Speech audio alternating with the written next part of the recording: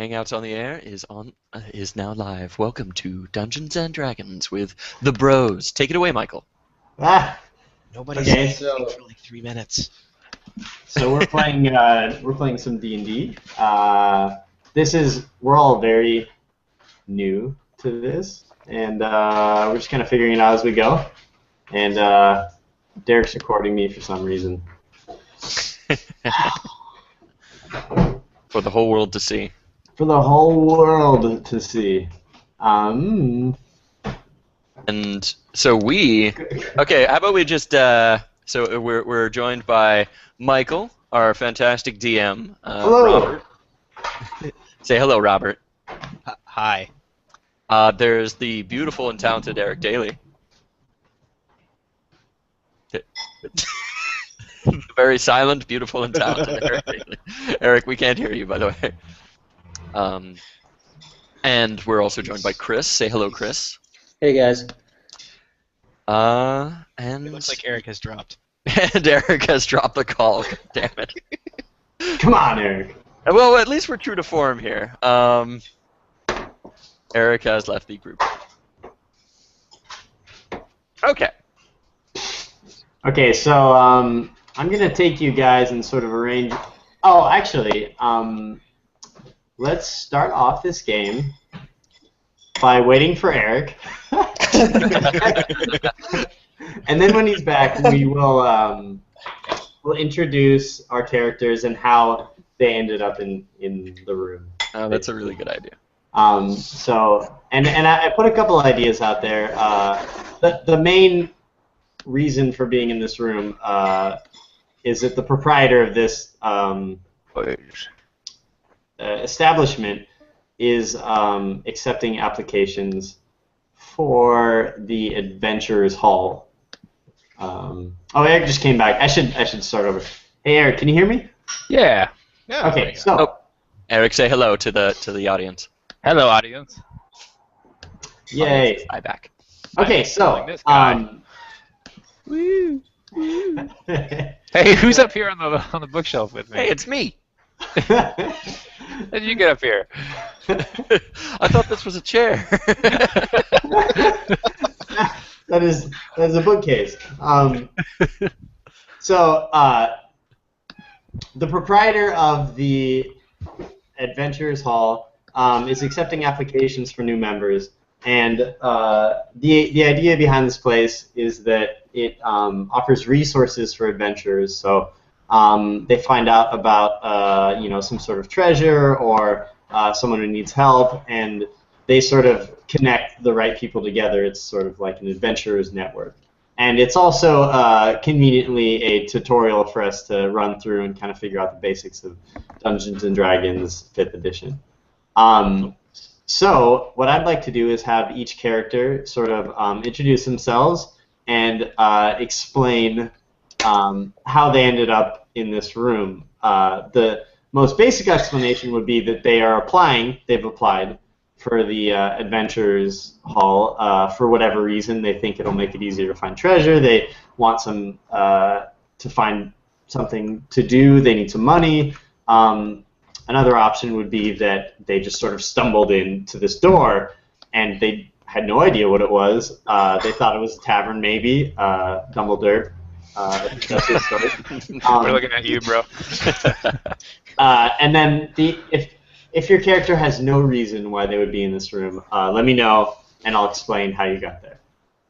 All right. So is this gray guy? Is that somebody else? Who's this? Yes, so this is the proprietor of the establishment. His name is Beldreer.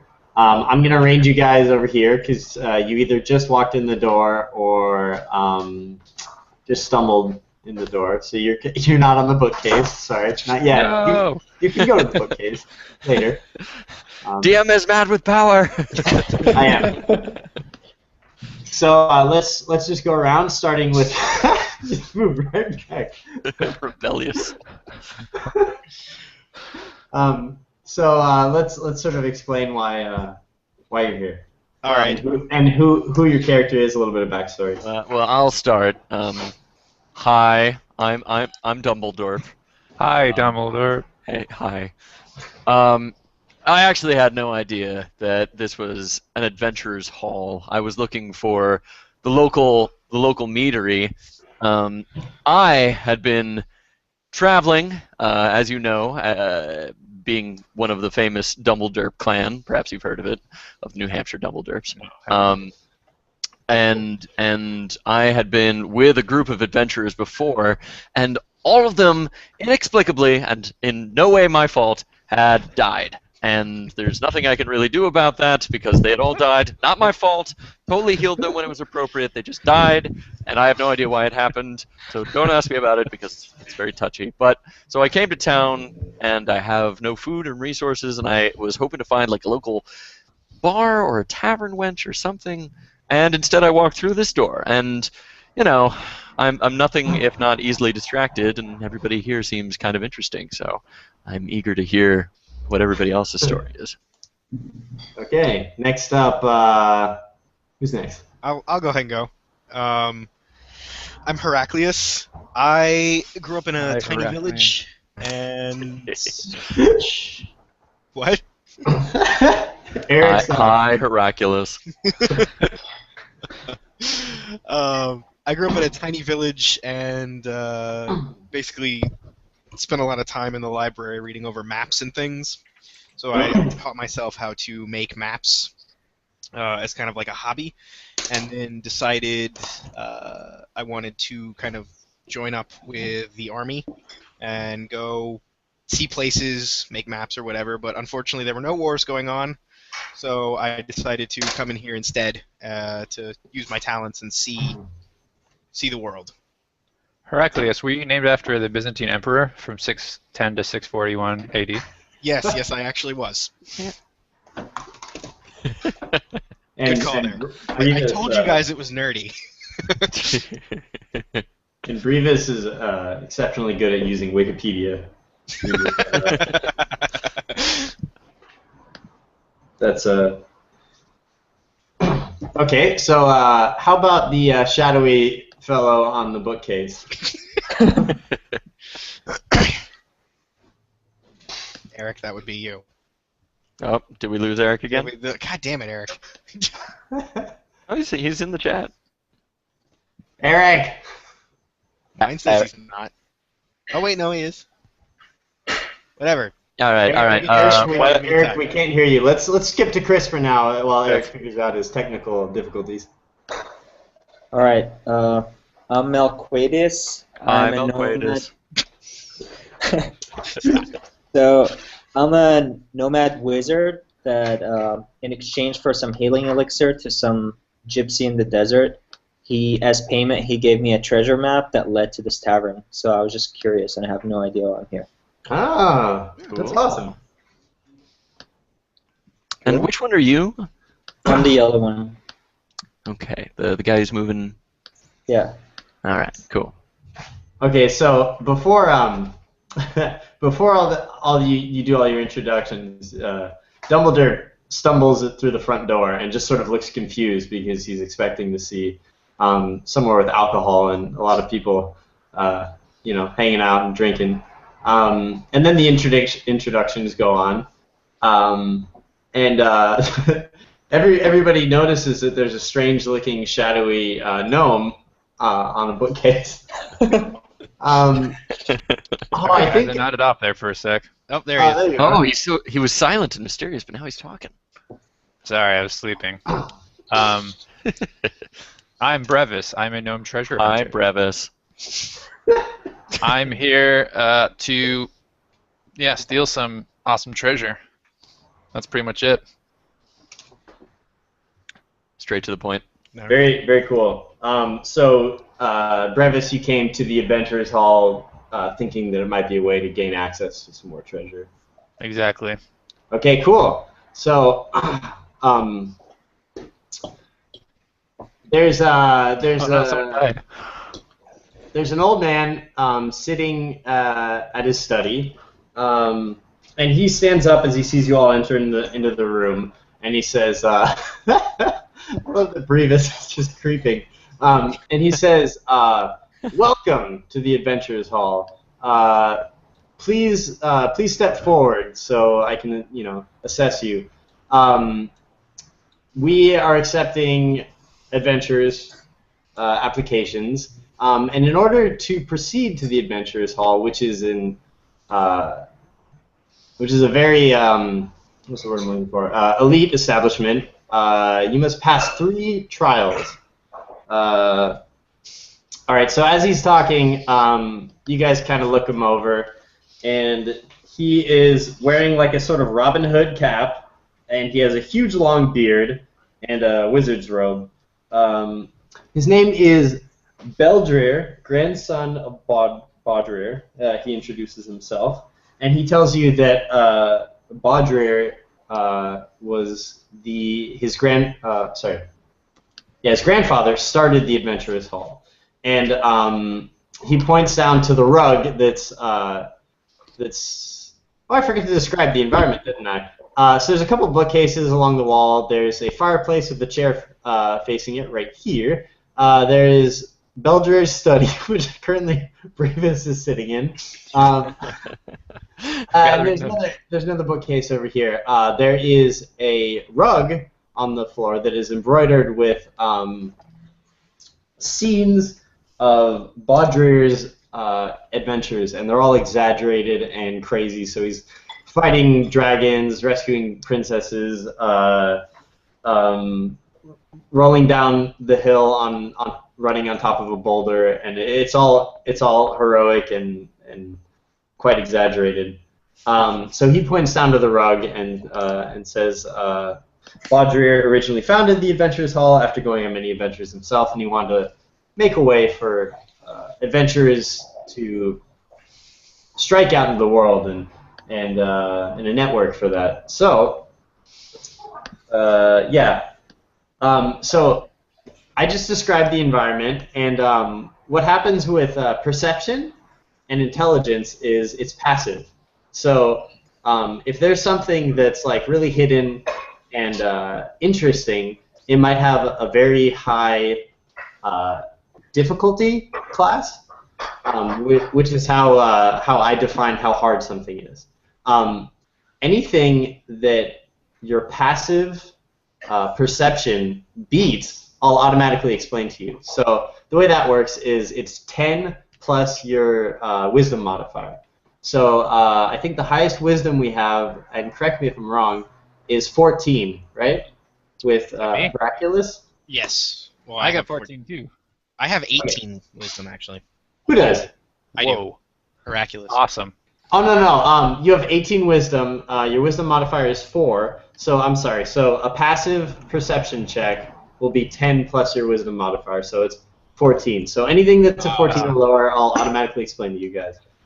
Anything that's higher than that, you'll have to roll a perception check. So if you want to examine something very closely, you roll 1d20, and then you add your wisdom modifier. All right, can I do that?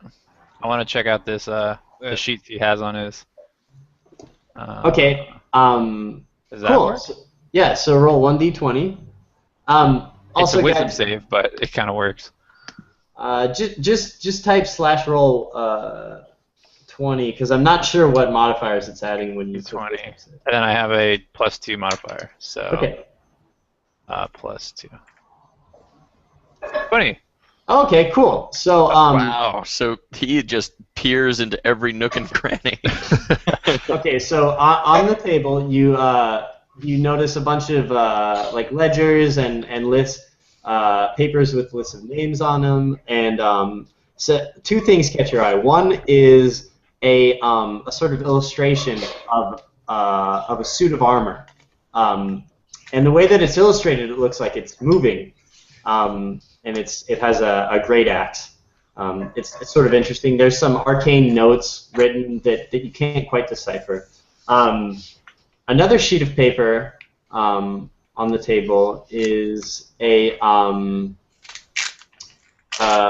ode to Baudrir. It's sort of like a long-winded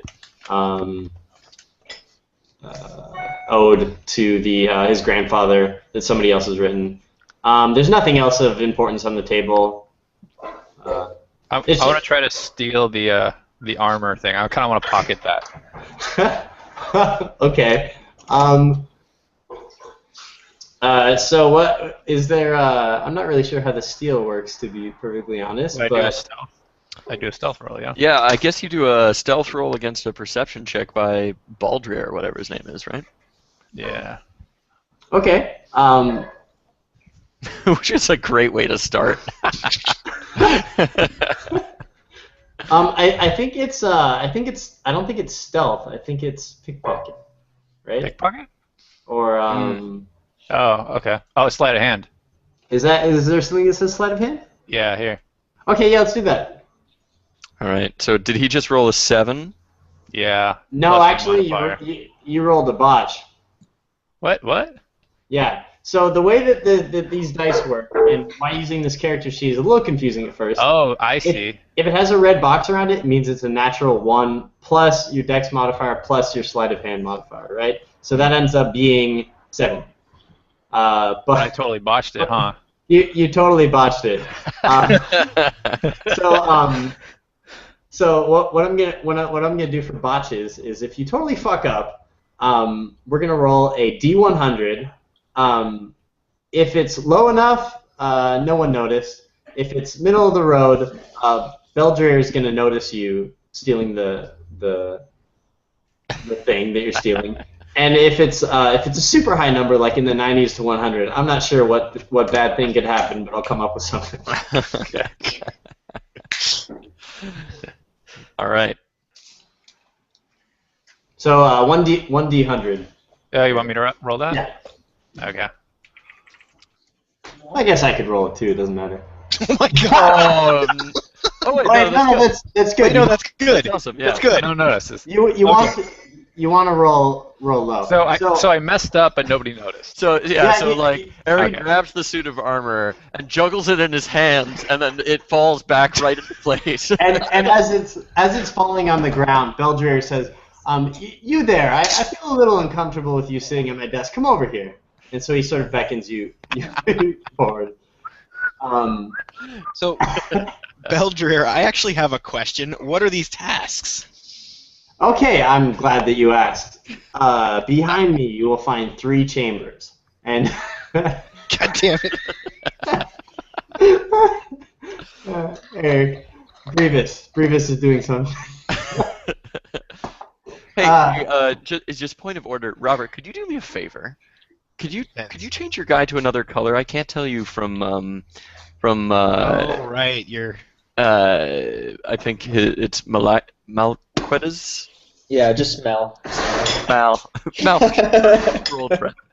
Like if you could be like, I don't know. Yeah, I'll pick a different color. Hold on. Cool. While he's picking a different color, can I try again to take that paper? Oh my god, dude. Or do I have to wait a turn? Alright, no, you there's- know what? I'll play. I'll play. Okay. Ooh, I know. This is very entertaining. So he begins to explain your question, Heraclius. Behind me, you'll find the entrance to a chamber. And there are 2 chambers beyond that, and each one represents a trial. And these trials each have virtues associated with them. I'm sorry, Eric's character moving around is making me laugh.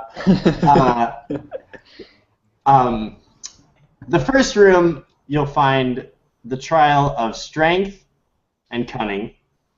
The second room, what is the second room? You'll find the trial of perception and intelligence.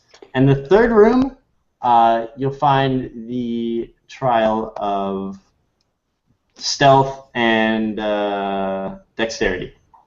So,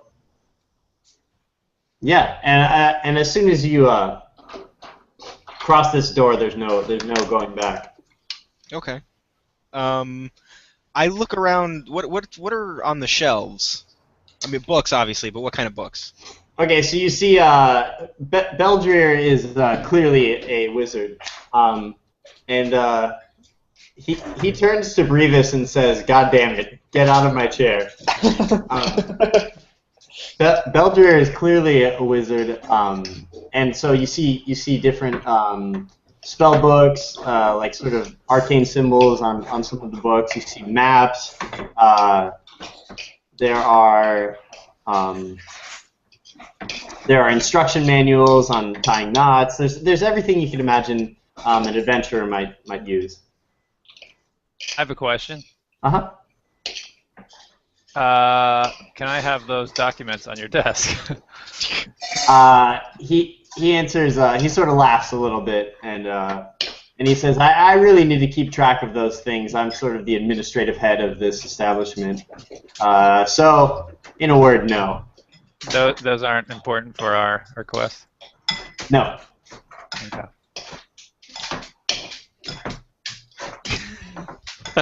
What's going on back there? It's a blacksmith down the street.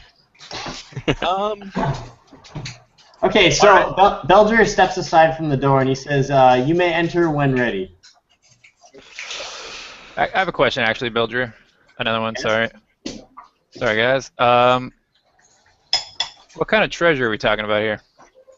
A reward, so to speak. The reward for completing these 3 trials will be admission and membership to the Adventurers Hall. And taking on the correct tasks and the jobs that we have through the Adventurers Hall, the prospect of treasure and reward is pretty much as hard as you work at it. So he explains that there's jobs and there are. Oh, that blacksmith is busy. There are jobs and there are opportunities to gain treasure through the Adventurers Hall. Unfortunately, it's an elite group, so they only accept people who have passed the trials. All right. I've got another question. I notice you have a lot of maps around here. I'm actually a cartographer myself. Mind if I maybe took a couple of these and made copies? He said that he says that they're only available to members. But if you do pass the trials, then you're welcome to anything in the library. I want to try to steal the document again. Okay. Let's see what happens. Last time, I swear. said the thief. Who has already been told to stay away from the goddamn desk twice. Okay, so you rolled a what was that naturally? Can you not use the You don't like sleight that? of hand thing? My modifier is 6. So you rolled a 15. Yeah. Okay, that's pretty cool. So which thing are you pocketing? If you hover over the number, it'll show you what it is. I just get a lot of math. So sorry, what were you saying? So he asked which document you were taking. Yeah, which document are you taking? Oh, I'm gonna take the one with the armor on it. Okay, so you pocket the suit of armor illustration with the arcane symbols, and And I fall in the line. huh? And then I fall in the line. Make it Okay, cool. make it look natural. I have one more question. I have AAA. Does that get me into the Adventurers Guild like automatically, or? He says that they offer a discount, but All right. I knew that would be worthwhile. All right, men. Clearly, you're all here to follow me. Says Dumbledore. Stay with me, and I absolutely promise that none of you will die terrible, horrible deaths that I can prevent because of healing ability. All right. Cool. Great. Well, after that inspiring speech, I say we go off. All right. Yeah, Okay. I think the party's ready to. Actually, wait, hold on. One more. What was absolutely. the order that you said those things came in? What? The challenges. the You said trials. Right. Okay. Oh, the sorry. first challenge First, right? is strength and cunning. It's sort of grouped together, strength and cunning. All right. Well, I'm glad you're all and with me. cunning. Yeah. Yeah. I've got plenty of cunning. I'm writing this down in my little The second challenge is intelligence and perception. Okay. The final challenge before you will be able to enter the Adventurers Hall is stealth and dexterity. All right, cool. Got it. Let's go. Okay. I say I'm ready. I think we're should all we play ready. as a team or as individuals? I announced to the group before we all run into the damn room. Okay, so you guys are going into the room? Yes. Yes. I haven't met these people. I'm wondering if we're operating as a group or as individuals. I'll work with you guys as a group under one condition. Oh yeah. What's that, Dumb? Wait, what's your guys' name? All of the gold and jewels you can have as long as I can have the most valuable piece of treasure. So if it's a magic ring that I want, I just get first pick of the treasure. Surely you don't believe that your claim is above a member of the Hammerdom clans. I think that we should just see who deserves it more at the end of the adventure and see what happens. Well, Hammerdom, would you rather have my fourth of the treasure? Okay, so Beldrer kind of interrupts you guys, and he says, there's no treasure for completing these trials. The treasure is the membership to our exclusive club. At discount for AAA members. Discount for AAA members. If I approach incredulously.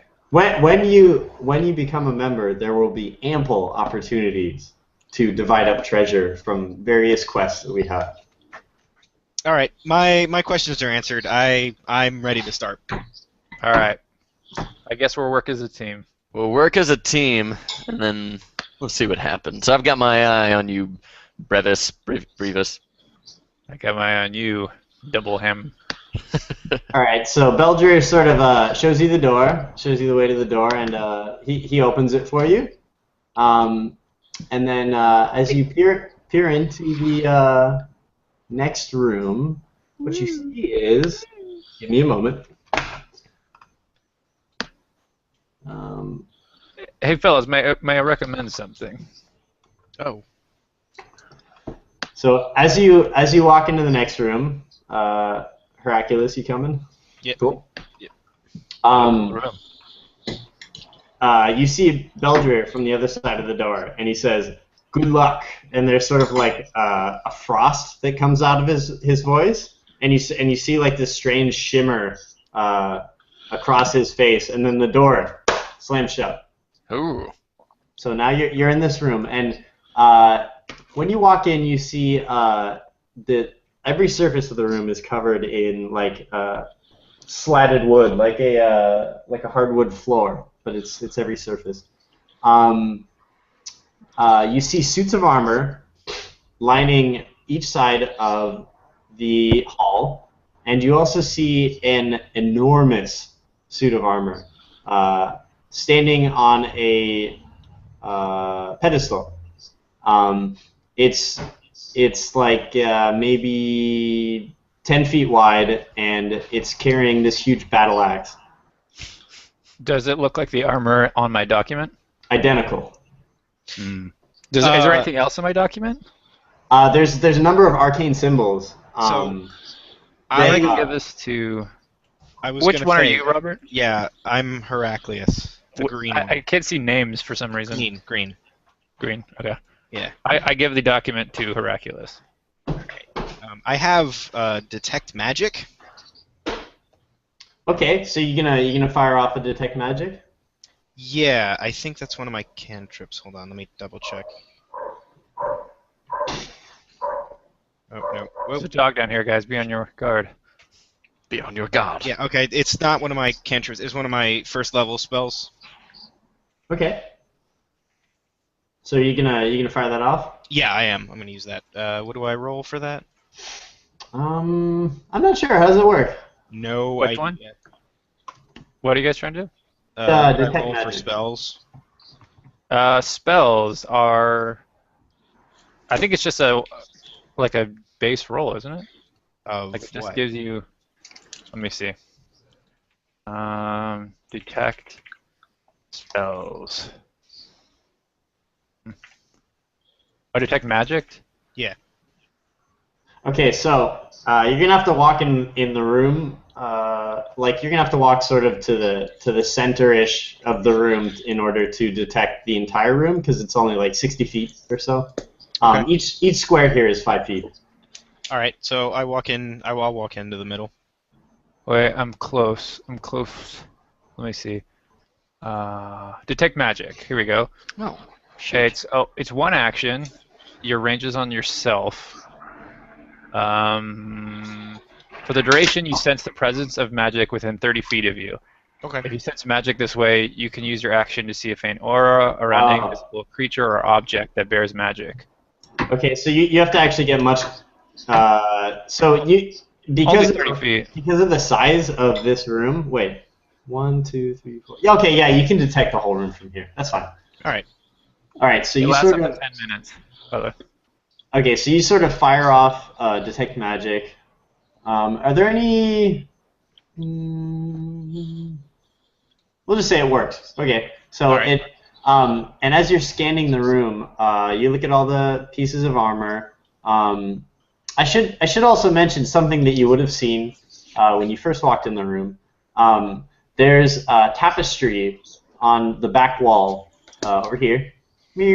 That depicts an enormous warrior with a warhammer smashing his warhammer into the side of a boulder.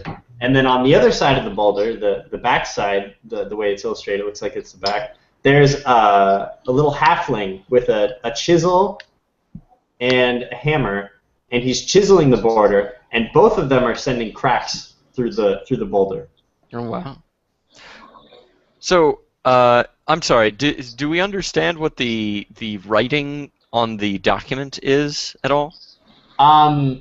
You haven't had anyone try to decipher it yet. So gentlemen, I should mention that play membership gets you into a lot of universities and stuff like that, and I happen to have studied and learned a spell that allows me to understand all spoken and written languages.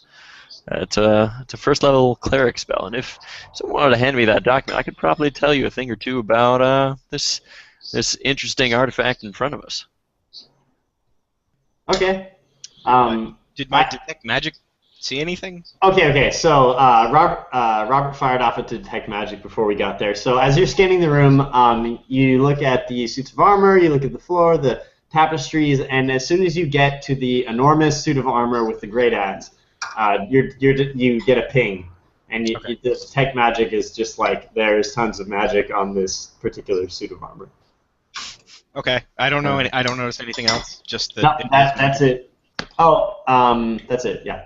All right. Super And by the way, I magical. don't know if this is clearly illustrated, but you walk through this door right here, and there's another door behind it. Ah, Yeah. I think we can all see where this is going.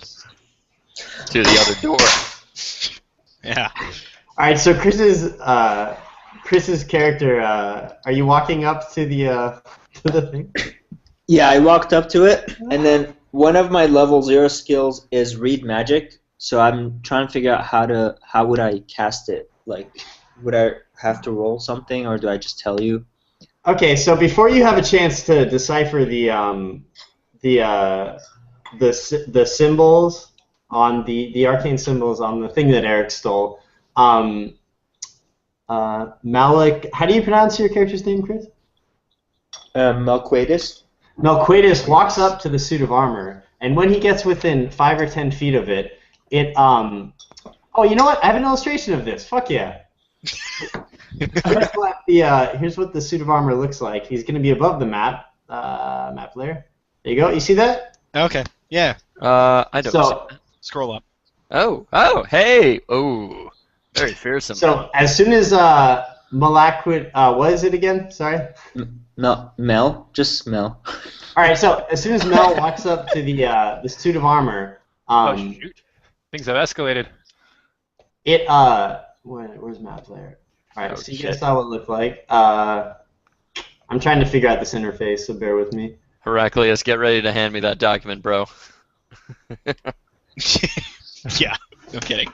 Okay, so as soon as he walks close, the whole thing starts to rattle a little bit, it starts to lift off the ground slightly, just far enough so that the feet are hovering off the ground, like maybe 6 inches or so, and then the legs just drop off of it. Boop. And this thing, its head was down before, but it sort of looks up. And it's floating with this sort of black magical mist coming out of the bottom of its torso, and it's sort of hovering up and down in the air. I ready my weapons. I hand the map to Dumbledore and say, "Read it fast." Okay. So, All right. but before you guys, let me put this. Yeah, I have a feeling we've entered a combat turn here. Yeah, before we get into combat stuff, let me do some technical shit in the interface. Get rid of that. Yeah. Get rid of this. Very technical. Very technical, yeah. I'm so excited. This is what you were born for. No. Okay, it sort of lifts its axe up like it's ready to swing, and Chris, your character has an opportunity to sort of get out of the way if he wants, or just stand there, or. All right. So, how can I do a shocking grasp? Level 0 spell. So it's not we're not in a combat round yet, but Okay. this thing sort of got the surprise, and he's using his turn to ready his axe in a motion that looks like he's about to behead you. So, Okay, so I will sort of dodge and head back to the group. Okay, so you have plenty of time because he's moving very slowly. You see this guy spin around and do like a whirlwind attack, just to kind of show it off for whatever reason. You can see it reaches like 5 feet in every direction. Each one of these squares is 5 feet, right? Yep. Yeah. Okay. Hey, Mike, quick question. Uh-huh. Can you make it so the names of each marker appear below them? I did. I don't know why you're not seeing them. It might be under your settings. No. Is there a way that we can see the settings and do it on our end? Enable chat avatars, enable... I don't know. I think one of the things you toggled, Mike, turned it off. Because it was there before. Can you see your own name? Yes. Yeah. Okay. Let me fix that. Sorry about that, guys. No worries. No worries. All right. So so you guys can't see Dumbledore, right? What about now? Yes. Yeah. Okay. I know what's wrong with it. Let me fix that for everybody. Oh, thank goodness, because as far as I was concerned, Robert was hanging out with his clone. Hey, there's Oraculus. Okay, so you guys just saw this thing sort of show off and do a full 360 degree spin, and now we're gonna roll for initiative because he wasted his sort of surprise to show off. How do we roll initiative? So it is 1d20 plus your dexterity modifier. So just in the chat, type 1d20. Holy shit, Derek rolled a 20. Oh, wow, cool. Nice, dude. Wait, And do you that- want to be highest or lowest? And then he rolled a 3. Higher's better. Higher. Okay. We'll roll 1. Oh, I just hit the... Okay, cool. So, how do I do it in the chat? What's the syntax? Is it /1d... / roll and then space 1d and then what? Or actually, number of rolls you want to do. So like 1, for example, for 1 roll. D and then like this. Like this would come after. 20. That's awesome. Nope. Yeah. Oh, there you go. So what's the modifier? Your dexterity, the number. So if you look at your character sheet, Mal, there's the number 14 dex, and then your modifiers on the right. So it's 2. So you add 2 to that. So I have a 21 total. And let me check. I have this thing's character sheet too. Let me pull that up. I rolled an 8 because I have +3. I didn't do it right. So Heraclius, you can detect magic, right? Yeah. And you're I not don't- detecting any magic on the other frames of armor. Either Yeah, he detected I no did it. magic There's on nothing anything except for this that guy. Cool. Mm. These aren't gonna like come alive and stab me in the back. So the roll, so the turn order. This is what this is, right? So I would start, and then it looks like. We also have to add the dex modifiers. So my dex mod is I think 1. Hold on, let me just confirm that. So you and I can go together. We can go together. All right, so You guys So could it'd just be add it. Brevis than me, and then it looks like it would be See how Mine Robert, is 8. Mine is 8. wait, It'd Brevis be is going Malak, first. Mal, and Heraclius. Well, I'm 21, but we haven't added Derek's modifier, his dex modifier. To Which his- is 1, I'm also right? 21. Yeah. Okay, so Derek, when you guys tie, you guys decide amongst yourselves who wants to go first. So I would love to just snatch the document out of Robert's slow and fumbling fingers. Is it possible to use my turn to like? Yeah, totally. Yeah. All right. So I leap forward, and as Robert is gaping, just unable to comprehend or react to what he's seeing, I grab the document out of his hands. I am probably going to stab you in the face, Dumbledore. Just- Heraclius, I let think me we're already. let me write down. Can everyone kind of tell me what your initiative roll plus your modifier is, so I can write it down here? Okay, so I got 21. 21 for Derek. I had 17 plus 4. So Eric's 21 too. I'm 8. I got 11. You got. Oh yeah, Chris has 11. I have 8. My dex mod is 3. You have 8. Okay, so Yeah, a little rough. I think Dumbledore should go before me though, because this is like his element, you know. all right, Like, cool. He was born for this. All right, so we are into combat. Fuck yeah. So let's put our guys on a specific square, mainly Mal. I think everyone else is standing on a square, just so we can move, just so we can be a little more accurate with measuring stuff. So I'll move you right here. Cool.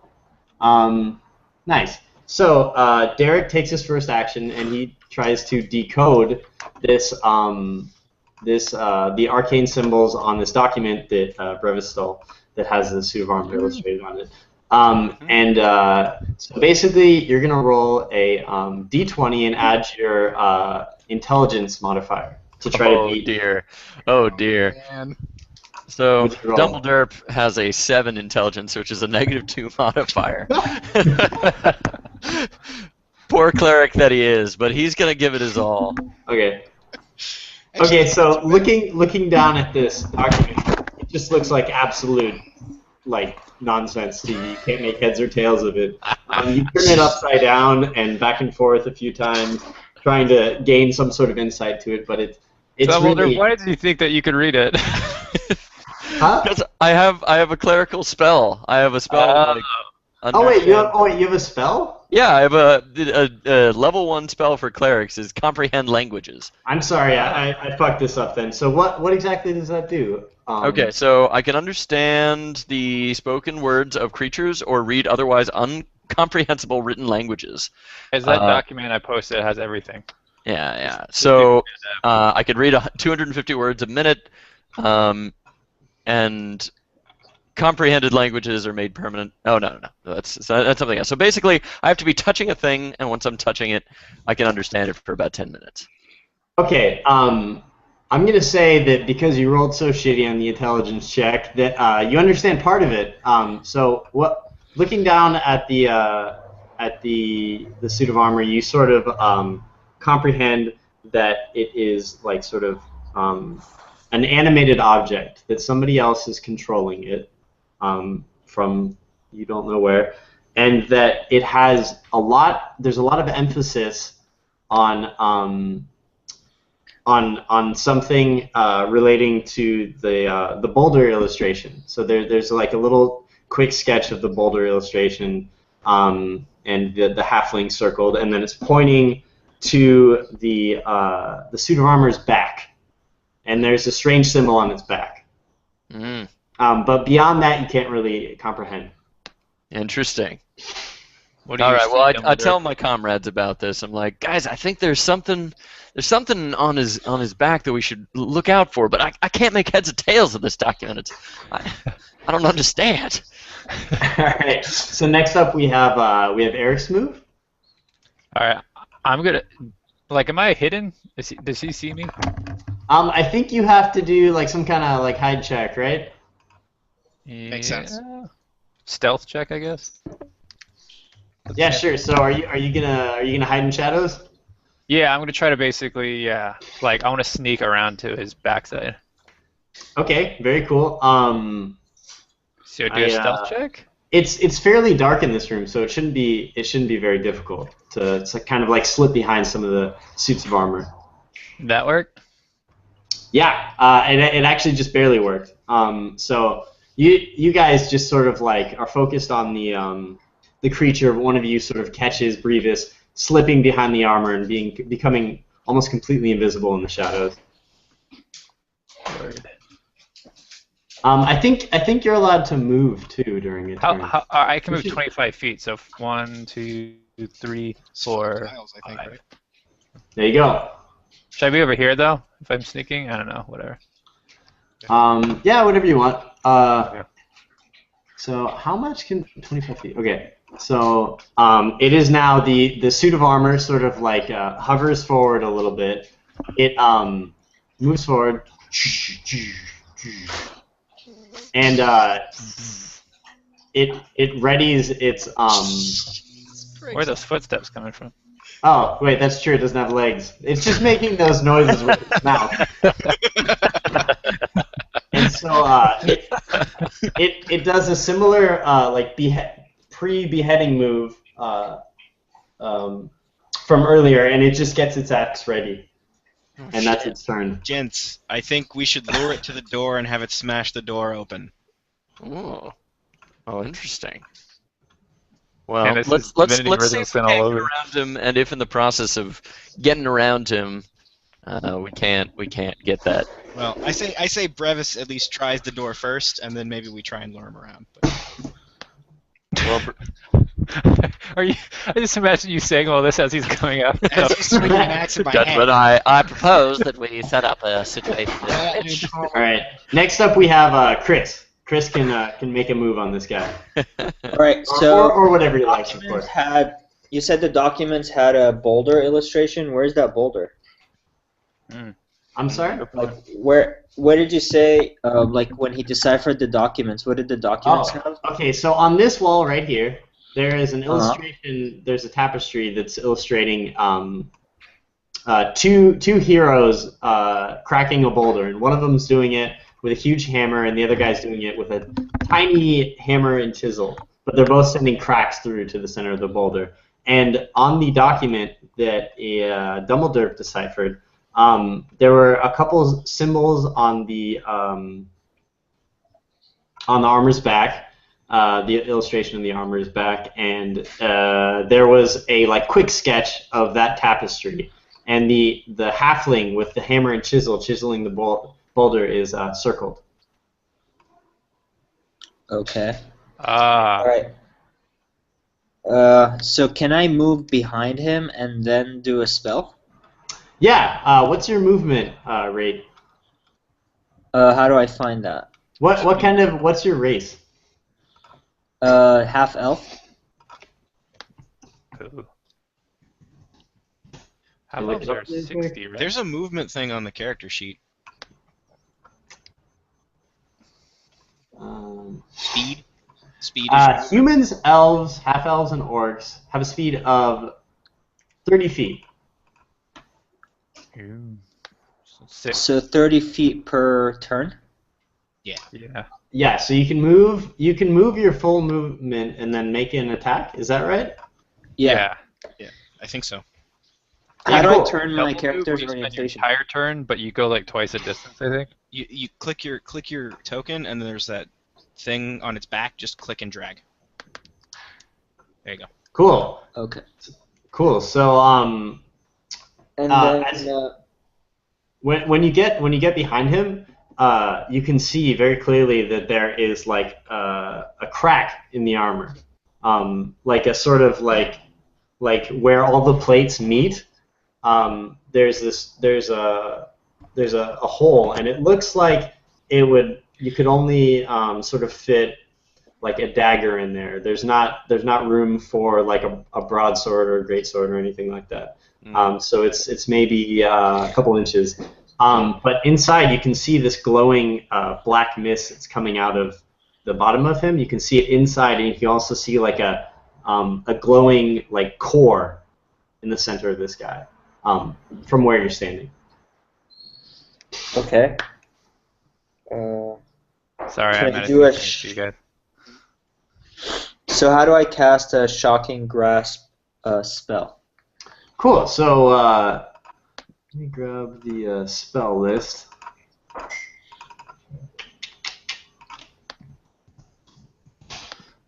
Let's look up. Anyone have the spell list open? Oh, If it hits, it takes 1d8 plus 4 lightning damage. Can't take reactions until next turn. Cool. Yeah, paralyze it. I don't know what that means. Just Lightning damage Successful. springs from your hand. Make a melee spell attack against the target. yeah, it's melee. You have the advantage on the attack roll if your target is wearing armor made of metal. Oh, there you go. On a hit, the target takes 1d8 lightning damage, and it can't move until its next turn. All right. oh. Or it can't react until its next turn. Yeah. See, I don't know what react means. Okay, so I think that means that you're gonna roll a 1d20. D20 is what we roll for any action, really. So, like, if you're like doing a perception check or if you're attacking something, you roll a d20, and then because it's a melee attack, you're gonna add your strength modifier. I see. Okay, that makes sense. Let me see what my strength modifier is. -2. That's fun. Okay. So 12. Okay, 12. And that is versus his armor class, right? Yeah. Okay, so the lightning attack. Actually, you know what? Did you say that there was an advantage provided if? If his thing's made of metal, yeah. Okay, It's so like more conductive. But do you wouldn't guys want to use the advantage rule where we roll 2d20s? that would wouldn't that impact the damage? It wouldn't impact whether it hit or not. Right. Yeah, he's right. Yeah. It would affect the damage. Actually, no, because it's about electricity springing from your hands. So it might be more likely to hit the target if it's conducting. This is a melee. He has to actually touch him. So it's like Does this he? is like whether he touches him or not whether Oh, he, you're like, right. shots So him. for I don't know, whatever. For 5th edition, we're doing, I think advantage means you roll 2 d20s and you take the higher one. And disadvantage means you roll 2 d20s and take the lower one. Okay. Okay. So let's just play it that way for now. So just roll another d20 and take your higher roll. And that's because there's an advantage of it being made out of metal? Yep. Yeah. Got it. Okay. And I add my strength modifier to the second roll as well? Yeah. Okay. Oh.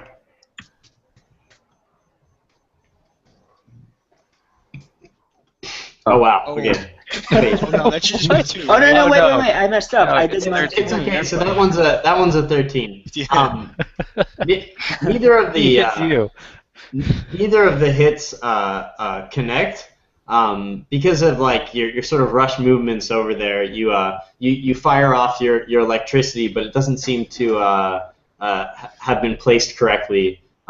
It just sort of shoots off in every direction, and it doesn't seem like he's taken any hit from it. Okay. Basically, just to explain the mechanics, Chris, I'm comparing this score versus his armor class, And Okay. if it beats it, then you hit, and if it doesn't, then you don't. Okay. And do we know this information like before we attack? I don't know. Or Just just No, kind of you like typically spell no. to Don't know his kill armor it? class, no. Okay. I mean, you could, I guess, if you You might can want you can like do a perception check or something for that kind of information, but Yeah. Okay. Like you could see how I mean, agile he looks. Or But whatever. you could guess that it's pretty high because he's a suit of armor. Well, he's also a floating one, though. You never know how they move. I've That's never true. fought a suit of armor before. Okay, so next up we have Robert's turn. oh, Miraculous. yeah. So well, first I move, so let's see, 5, 10, 15, 20. Move here. I have no beer. And then I cast Sleep. Okay. Let's see here. Ah. Okay. Is there a save for sleep? It's a Constitution, yeah. Constitution. It doesn't say on the list I have. I don't. All right, I got it right here. Okay. All right.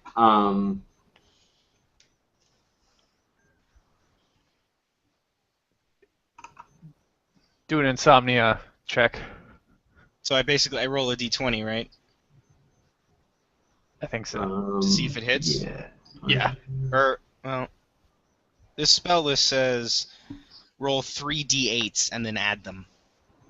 To get if you hit, or is that damage? It doesn't do any damage. It just puts. Oh, him to right. sleep. It's just a will save. Yeah. Got it. Oh, okay. So this is versus his. Hit points. What? I think. It says I roll 3 d8s, add them up. Total is how many hit points of creatures the spell can affect within 20 feet. Oh, okay. I start with the lowest number of hit points, and like use them up. So it hits regardless, apparently. Oh, so it's like Okay, you're kind cool. of making him sleepy based on Yeah. his overall health. I think that's the Interesting. way that works. That makes sense. So I'll do. Yeah. So roll that up. All right, 3. There. Cool. Okay. So that was a good roll. So. Hercules sort of like you see him muttering and waving his hands through the air, and you see a sort of magical energy come out of his hands and his lips, and then he just sort of says sleep, and the suit of armor just kind of slumps over for a little bit. Brevis, get in there. You got a dagger. Is it my You're a turn? gnomish type. I believe All it gnomes is. carry daggers. It's a well-known fact. Dumbledore's turn. Oh, true. Well, You're up. Dumbledore. That's me. Gosh, I don't even know if it's worth Dumbledore using a spell or two. He's Why not got run 3 the rooms door, to go guys. We just need to get through this, right? He didn't say we needed to kill things or whatever. Oh, Well, we that's don't right. know that. Maybe the door's locked. Well, Very that's true. what I'm saying. Like we could check. We could check. You guys want me to check, or you want me to? Ooh, sleep? that's a very good question. So, all right, tell you what. Why don't since Erica is the closest and he's the quickest, we'll make it his priority get over to the door. Shouts Dumbledore as he readies his crossbow. Meanwhile, I'll wail away on this thing. Actually, no, because he's slumped over. So those of you who have familiarity with magic understand that he's asleep as long as you don't disturb him. Yes. But if you were to strike him with a sword or like kick him or make like knock over one of these suits of armor, he would wake up. It's like he's in a deep sleep, but he's not unconscious. Aha. Well, strategically, how many moves can I make in a turn? How many squares? 6. Until somebody attacks him, it doesn't really matter. Oh, well then let's. Are we out of combat phase then? Yeah, until somebody attacks him, pretty much. Well, I recommend that we get Brevis to walk over. Actually, you know what? I sprint over and check to see if the door is open. All right, it is in fact unlocked. And if you wish, you can walk through this door into the next room. Hey guys, the door, it's open. Malcades, let me just try. Let me just try to stab him. In that First little thing, spot on his back. I move. Yeah, you guys all get by the door, and if Get this away fails- from him. But I agree with Brevis. I think he should at least try and kill him. All right. Dumbledore likes boldness when he sees it. All right, so All right. this you can basically position, because he's asleep. You can position your dagger right at the opening and just thrust it in. The only way it's not going to work is if you botch. So roll Oh God. a d20 and see what happens. Oh man. Hey. Nice. Okay, so what this is going to do is you're going to roll your damage. You're going to roll it's going to be automatically a critical hit because it's in his weak spot. And Oh my God. you also do backstab damage, whatever that is. I don't know. add an extra 1 if it's a critical hit. So 4. Wait, Whoa. no, the critical hit is a multiplier, isn't it? I don't know. It is, I think.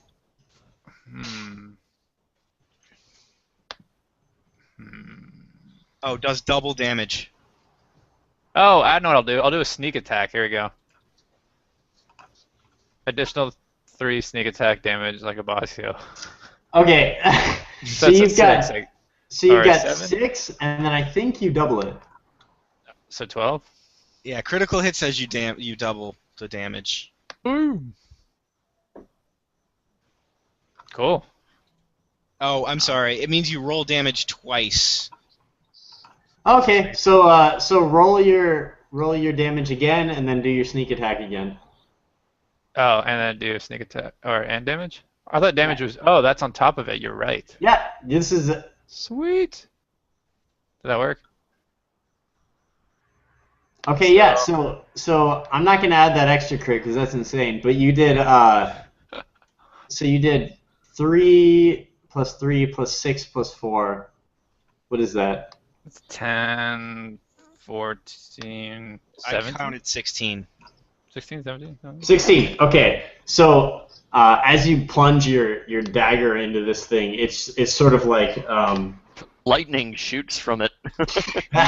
it's very rudely awoken, to say the least, and it swings its arms and its axe around wildly and sort of like takes a few steps forward and stumbles forward, and just you hear sort of like this metal on metal grinding scream come out of it, but it doesn't fall down. It's still alive. Do I still have a move turn, or did I use all my turn doing that? I think you get to move too. You get to move your normal movement, right? Cool. I really hope this doesn't end up on YouTube and then everyone's like, "No, you guys are totally wrong about that." Pretty Ooh, sure it that's how is. it's gonna happen. It is totally on YouTube right now. Right now? Already? It's House rules. absolutely It is. going to We are happen. live broadcasting, my friend, to the world Alright. of D&D. There's Okay. no way we're not fucking this up hard. Okay, Oh, so I Eric slid does- under Malcades' legs like a boss.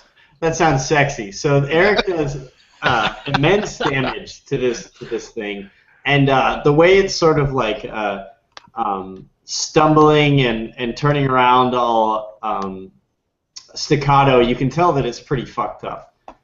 It takes its movement, which is, let's see, Get him, Malcades. it takes Enough these? 5. It takes Oh, shit. A few hovers forward, and then it readies its axe behind its head. We gotta go. We gotta go. And Dumbledore, that's- you're supposed to be our like warrior. I'm a freaking cleric, dude. Support class. We gotta We, go. and that's where its turn ends. Next up, we have Chris. Okay. Mal. All right. And I should say that from where you're standing, the great axe, you can see it coming down right on you. from where you are relative to this thing. So can I move behind it, or is that too late? No, you can move behind it. Don't Let's we see, want to just escape? No, Brent? we want to kill it. Oh, I want to kill it. You can go ahead. I'm going to kill I it. mean, Chris, I don't know if you Warrior, got but- this, but the door is unlocked and you can leave the room if you wish.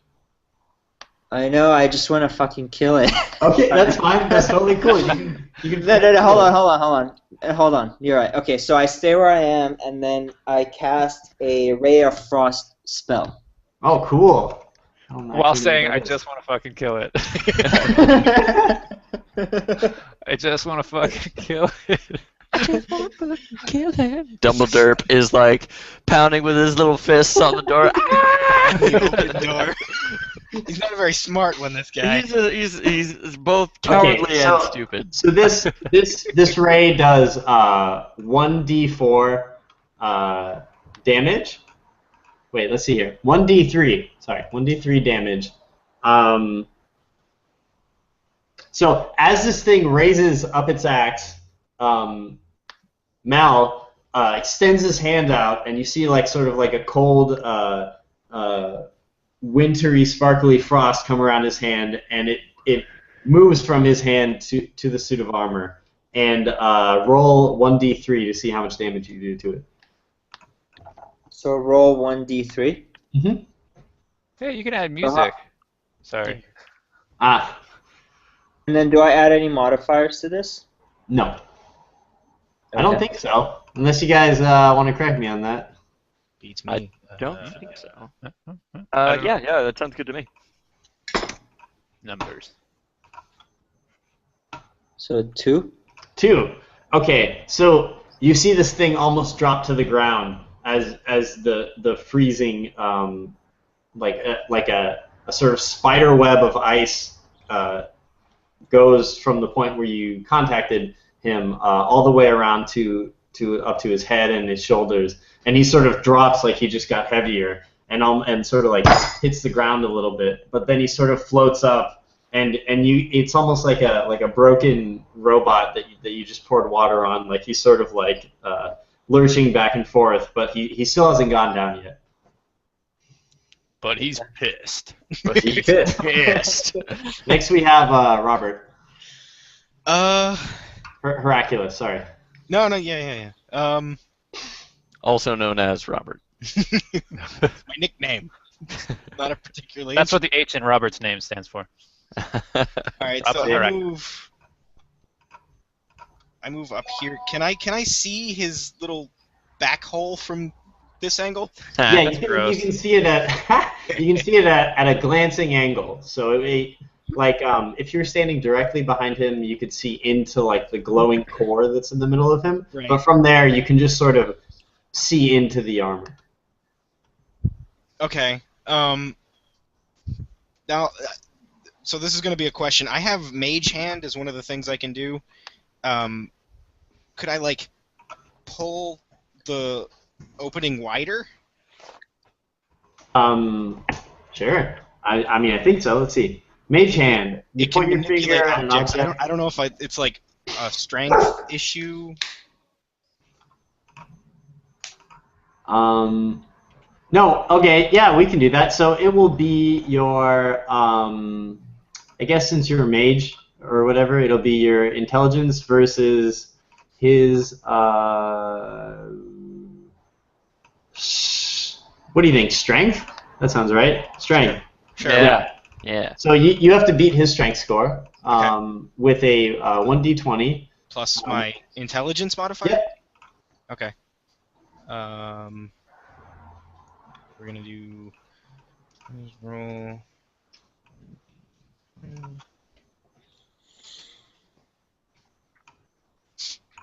Fuck. Okay. So Hercules extends his finger out towards the floating suit of armor, and you see like a rippled disturbance in the air, like Holy. kind of when Jet breaks the sound barrier, and and the plates of armor that are pushed together to form that hole where they come together sort of tear apart a little bit, and it grows to like 10 inches, the diameter of this thing. Damn. With a metal on metal grinding sound. Good job, guys. We're wearing it down. I think it's. Next up we have. It's probably Derek. Dumbledore, right? Dumbledore. Yeah. Dumbledore, seeing the monstrosity brought to its knees from a variety of attacks from his companions, realizes that now might be a time to engage with the enemy.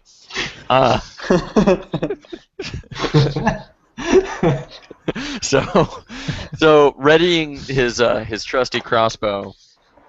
How many? Oh fuck! Do you know? What? Crossbow? Well, it's a move turn and then it's an attack turn, right? Yeah. Yeah. So I think I can at least do 2.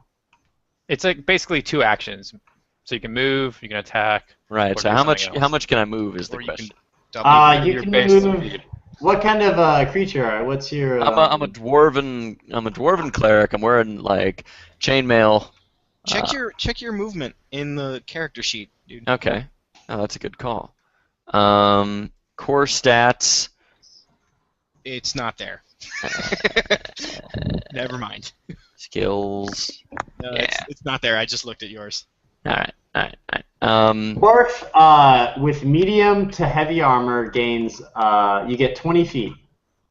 20 feet. All right. Well then, Yeah, so that's 4 squares. 4 squares. So one. I go 1, 2, 3, and I am right over here, and I. Hoping that no one will notice that I haven't been leading the charge all along, I ready my crossbow, and I fire. Now the crossbow, as I recall, is it's a D10. No, I'm sorry, D8. So,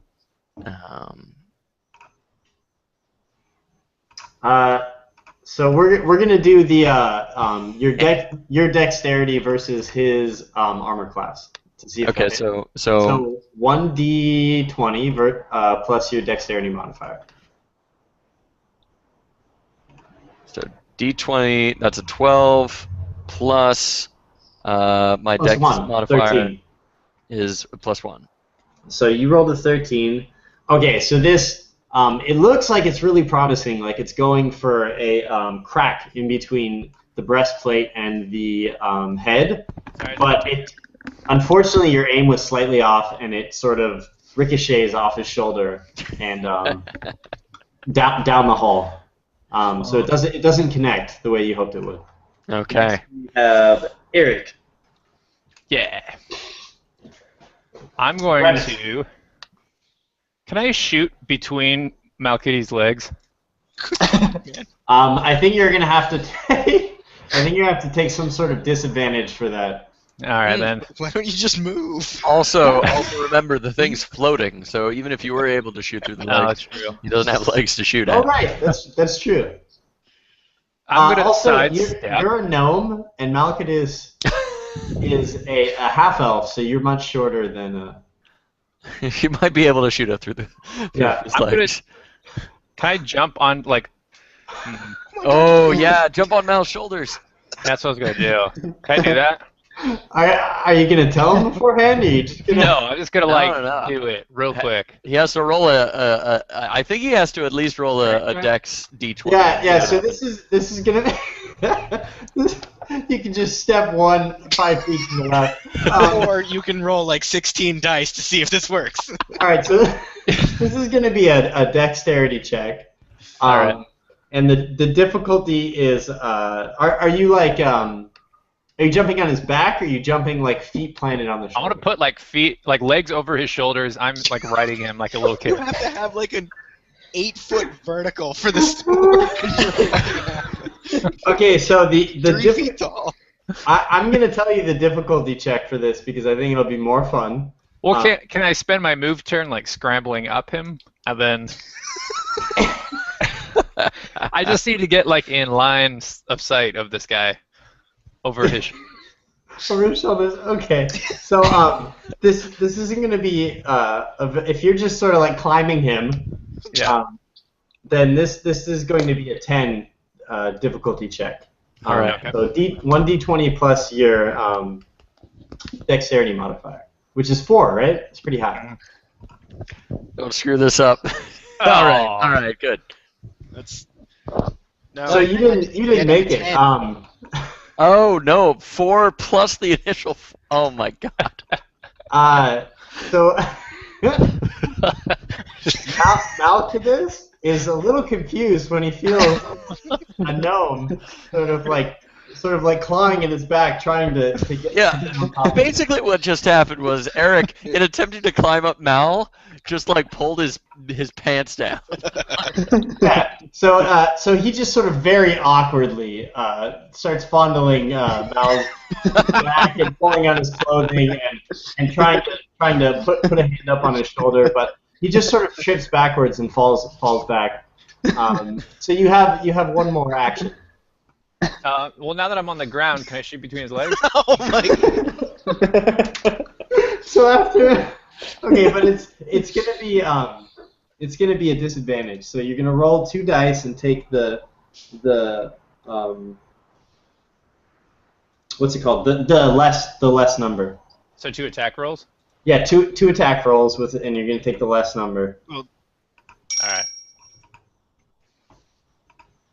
Nice. Okay, 10 plus your dexterity modifier is a 14, right? I got. Yes. Let's see. You just did the dex for the last roll. It's 4. Okay, cool. So after very awkwardly climbing up Mal's back and then falling on the ground, he does a super slick move where he aims the crossbow somewhat dangerously between Mal's legs and fires off a bolt at the suit of armor. As cool as this looks, it hits the bottom of the armor, right where the smoke is sort of billowing out, and ricochets back down and hits the ground. It doesn't seem to have any effect. I feel somewhat redeemed. How do you feel redeemed? Whatever. Okay, so this crazy looking suit of armor takes 1, 2, 3 sort of hover steps over. Oh shit. With his axe readied, in that same posture, and unleashes this whirlwind attack on Mal, Brevis, and Dumbledore. Oh shit. Man. So I'm gonna start with Dumbledore, go to Brevis, and then Mal for whether or not they hit.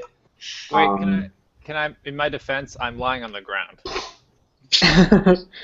That is true. Okay, cool. So you'll gain.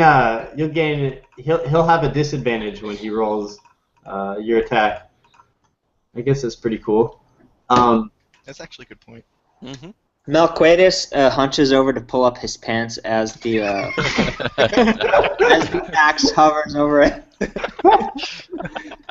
Okay, so this is gonna be for Dumbledore. Dumbledore, ready for action. What do I roll? I'm gonna roll Dumbledore.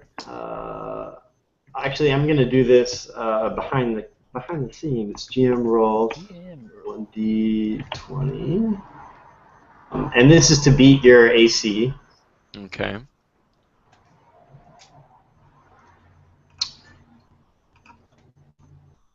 What's your Oh my God! Okay, so Uh-oh. he botched. Oh. All right. So It was the crossbow. as soon as the axe gets going, all right, let me roll a 1d100 to see how badly he botched. Oh, slash roll. You guys can all see this. 1d100. Okay, so as soon as he gets swinging, I guess it's because he's totally fucked up from being hit so many times, and he's sort of his movements are jerky. He doesn't even get the axe to Dumbledore. It sort of clanks into the ground, and his attack is completely wasted. Oh man. Wow. You guys got lucky as fuck. You really did. I wanted to run through the door. And now we have Chris. Chris's turn to do something cool. Come on, Mal. Mal's been the big damage dealer for this guy. The All right, wizards so are like our can I- tanks in this. Kicking ass. Can I do like a magic and then a melee attack, or do I just get like a move and an attack? Or can I do like a I'm can I do pretty like sure a perception thing and then an attack?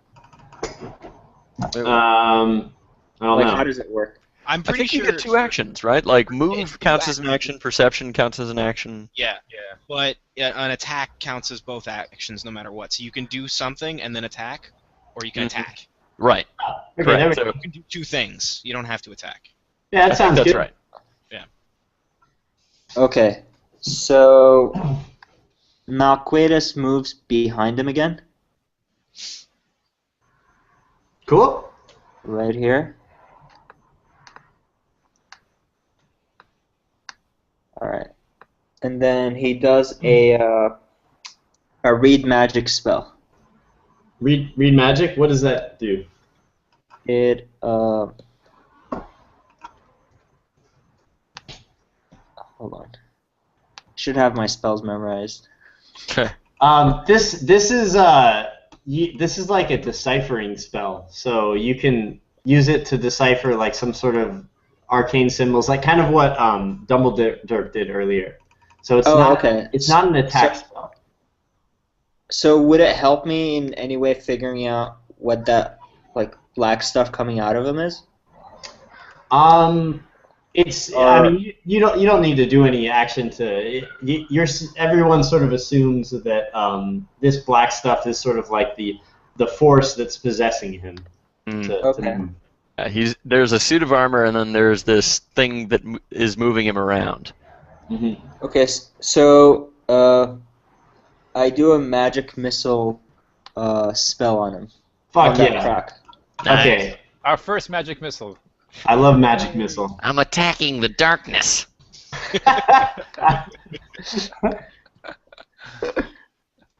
Okay, so I think that you don't need to roll an attack roll, do you? How does I don't know. casting spells work? I don't know. Let's Ranged, isn't it? It's a ranged attack. hold on. Magic missile. I'm pretty sure it's a ranged attack. Yeah. So it's not. It's just. It's like summoning a sword. You could summon it no matter what, but then you still have to hit something with it. Well, according to this, yeah, like it is a cast thing, and then it deals a D1 plus 1 force damage. Yeah. Sick. Okay, so basically Just you does just damage. yeah, it just I does think so. damage. Like, is there a role for casting magic, or can you just do it? I'm pretty sure you can just do it, but Yeah. So he rolls a D4 plus 1. So this is maybe something we should write down to look up after the game's over. But for now, just roll 1d4 and then add 1 to it to see how much damage you do. What does that mean? Like rolling a d4 and then So adding just one? decided die. So type /roll and then space and then 1d4. So you're rolling a 1 4-sided dice. And then I add 1 to that. Yeah, and then you add 1 to the result. Oof. 2. All right. So Another 3 damage. No, 2 damage. Malquedus extends his hand, and from it issues this awesome-looking, like spectral magical force flies out of his hand and slams right into the open spot in the back of the creature, and he stumbles forward and completely loses altitude and sort of like knocks Brevis over a little bit. Lands on top of the prone form of Brevis. Yeah, so he's on top of Brevis. He doesn't deal any damage, but he sort of pinned him down for a moment, and he's completely lifeless. The black magical energy sort of like wisps away, and there's absolutely no movement in him anymore. He just Nice. he looks Good job, like a suit of armor fell and fell apart on the ground. Nice. Is combat over now? Yep, combat's over, and Brevis is pinned under the breastplate. All right. Before anything, I'm going to do a perception check on this suit of armor thingy. Okay. Or anything. It's completely lifeless. There's no magical aura I don't left see in it. nothing. Like nothing's hidden on it. The weapon's like not important. It's just. Well, there's its great axe, but Yeah. this thing is like enormous. Okay. It's like All right. a great axe for a giant. All right. Dumbledore, still hoping that nobody notices that he's done jack shit throughout this entire thing. He's like, come on, men, let's lift this armor off of Brevis and save the day. Cool. So I try to get everybody to help Yeah, us lift it off. I Okay. stand off, but I use the mage hands to help out. All right. You So really want to cast your mage hand? between Heraclius, is that right? Heraclius. Heraclius's telekinetic mage hands, Dumbledore, and Mal's strength, you managed to lift the breastplate off of Brevis, and put this Thank you, over here now. guys. And let's see, how much? Let's see. So you all just gained 200 XP. Oh, cool. Yay! Or wait, is the XP divided, or do you each get it? Oh. I think it's actually divided. I think it's divided too. I think it's divided. Okay, cool. So 200 that yeah, means I think 50, it's a large amount. 50 each. So Yeah. is that something that we handle ourselves, or? Yeah, there's a just spot in your Add it character onto your sheet. character All sheet. right, all right. So I'm And up to 450. as you're doing that, let's take a quick little break because I have to grab some water and use the bathroom and stuff like that. All right, Okay. sounds good. I needed a drink as well. Cool. Back in a couple minutes. 2 minutes. FYI, guys, XP for next level is 1,000. Right. Yeah, it's So maybe you it's don't 200 level easily. each, huh?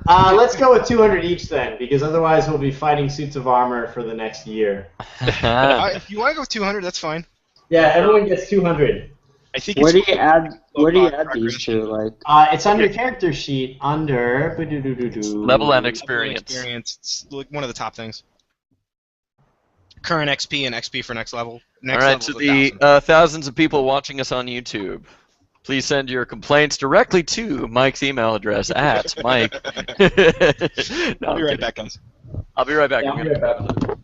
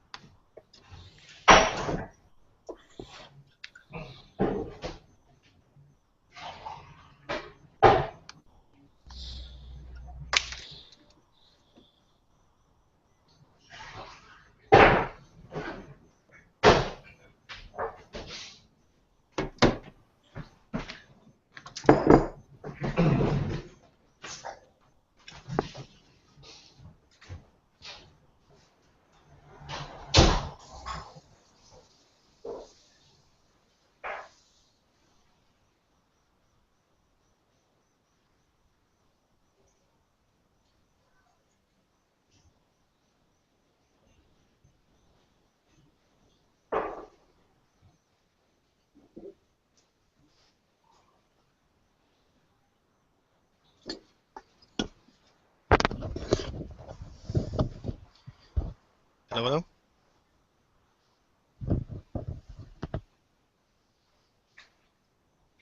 Is anyone there? I think it's just on pause.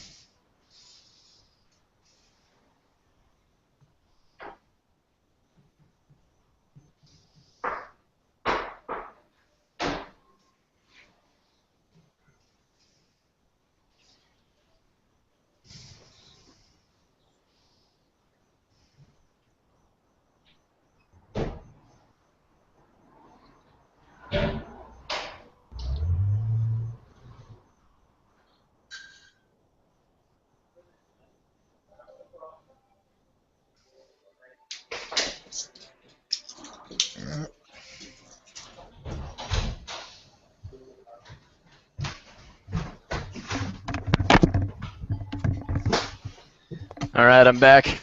Cool. I just looked at the rolling. Hey. What's up? I looked at rolling for cast spells. You just cast it, but then you might have to roll for whether it hits. You don't necessarily have to, but you might have to roll for whether it hits. Interesting. Cool. What are the And, circumstances that determine whether it hits. the target mostly. So Like it rolls a dex check for. if it has spell Dodge or resistance, or I guess if the spell, I guess like if you like a lot of them you have to touch the thing. So I guess if it's like slick or Okay. um, Okay. So I don't know, that's I guess it depends. I guess yeah, that but the depends. spell always gets off. Yeah, well, not always. Sometimes it says you have to. Where is it? You have to. Maybe a concentration check if it takes a while to cast it. Okay. Yeah. And something that I've been ignoring so far, but I know is in the rules, there's a certain amount of rounds that you have to wait after you cast before the spell goes off. Oh, really? Oh, really? And and these are like these are like turns. There's a number of turns. So if it says that it takes... Did he just drop off? Yeah, I can't hear. Oh, yeah, I think he just dropped. He's explaining something that's very helpful to know. and then it disappeared. Oh yeah, oh, you're back now. Okay. Okay, so if it says it takes like 3 rounds or whatever, then that just means like last game if Derek casts something, then 1 round later it'll be Eric, or 1 turn later it'll be Eric, then the armor, then Chris, and as soon as Chris's turn comes around, the cast will actually fire off. I see. I see. And that's for every spell? So yeah, each spell will have its own like how long it takes to cast. Okay. I see. So it's a delayed action. Like you cast and then the thing actually fires off. Yeah, because I think it's assuming that like the wizard has to like read a bunch of Chant and some shit. Yeah, you have to chant and make hand motions, and it takes a while to like get the entire thing lined up correctly before I you. assume It's not an upper instant- level ones take longer because the thing I'm reading, it's only the first. I've only read the first 2, like level 0 and level 1, and they don't mention that. Oh, level 0. Level 0 spells don't take any time to cast, do they? Okay. All right. There should be a thing that says casting time somewhere. No, I must be looking at the wrong thing. Could you send me the thing you're using? Yeah. So let me find it. Yeah, can you send it to me too? Because the thing I'm reading doesn't have any of that information. It just has like what it does and then the damage it does. Yeah. All right, so this And one then- starts on cantrips. This is also, I think this is D&D 3, but whatever. Good enough. So here you go. Thanks. It's starting on the cantrips. Hey, Mike, did you want to do the roll for extra stuff for everyone? Catnips? What? What? So I saw that. What the hell are the cantips or catnips? Or... Cantrips. That's They're the like little, things- like Yeah. throwaway spells, like little easy to do things. Like I have Well, one, I think. They are, the reason for them is a wizard has 2 spells per day. So it's going to be a little boring to go through an entire dungeon and fire off 2 spells and then like hide for the rest of the time, or like shoot a So- crossbow, because that doesn't For example, sound like a I used wizard. My 2 already. Huh? I already used my 2 spells. Now I'm stuck with nothing but cantrips for the rest of it. Unless everyone wants to take an 8-hour I nap. just want to camp out in one of these rooms for a day.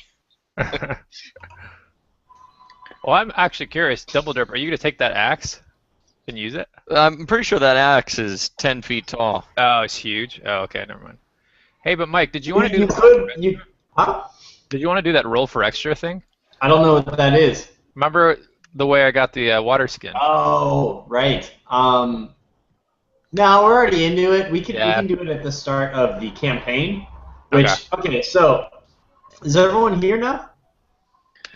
Yeah. Yep. Yeah, I think so. Okay, cool. So this is like a little tutorial level that I built that will hopefully keep us occupied for like 1, maybe 2, hopefully 3 sessions. So like 3 Saturdays or whatever.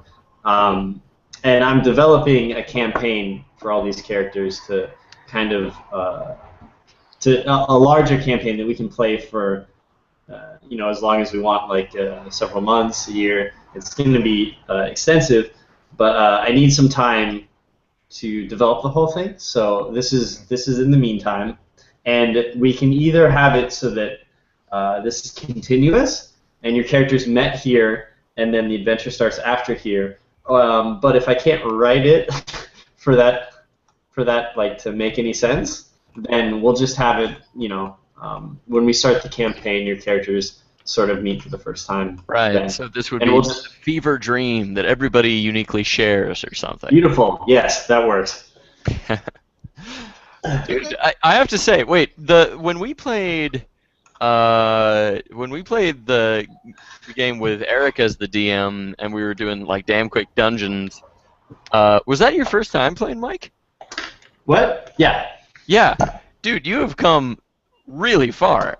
Like to go from just playing to like managing the DM role, like that's pretty amazing. Yeah, dude. I'm really enjoying this so far. When I told Eric that I wanted to DM, and he was like, "Yeah, let's do it. Let's totally do it," I like freaked out, and I read everything that I could for maybe 6 or 7 days. Well, yeah. it's working out pretty well, Yeah, I gotta say. I think this is going really well, actually. He has a Awesome. pending Even though we job don't know offer what for we're him. doing, but that like. All All right. right. Hold on a second. I gotta put on this sweatshirt. All right. Well, I'm just gonna let's confer amongst each other, gentlemen. We've beaten our first Colossus due to my insightful leadership and guidance. You all succeeded quite well, and I'm eager to see the next course. Now, I remind you that our host in this little extravaganza told us that intelligence and perception was our next test. This was our strength and cunning test. So who knows what might be beyond this door? Well, Right. I must say, how do you guys feel about me going in first in the next one? Well, I wouldn't mind checking through the keyhole, but next best thing to a keyhole is a halfling thrown through a door, right? So let's. Wait, what? Did I say throw? I agree. I'm not racist. It's just a time-honored saying. Let's not turn this into more than it is.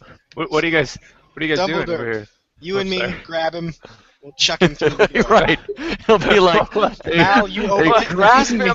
I take him on the left side. You take him on the right side. It's one. Don't you dare!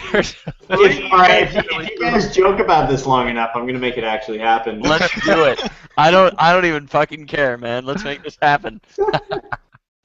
Can I do a dexterity check to not? To not be thrown through a door. Yeah.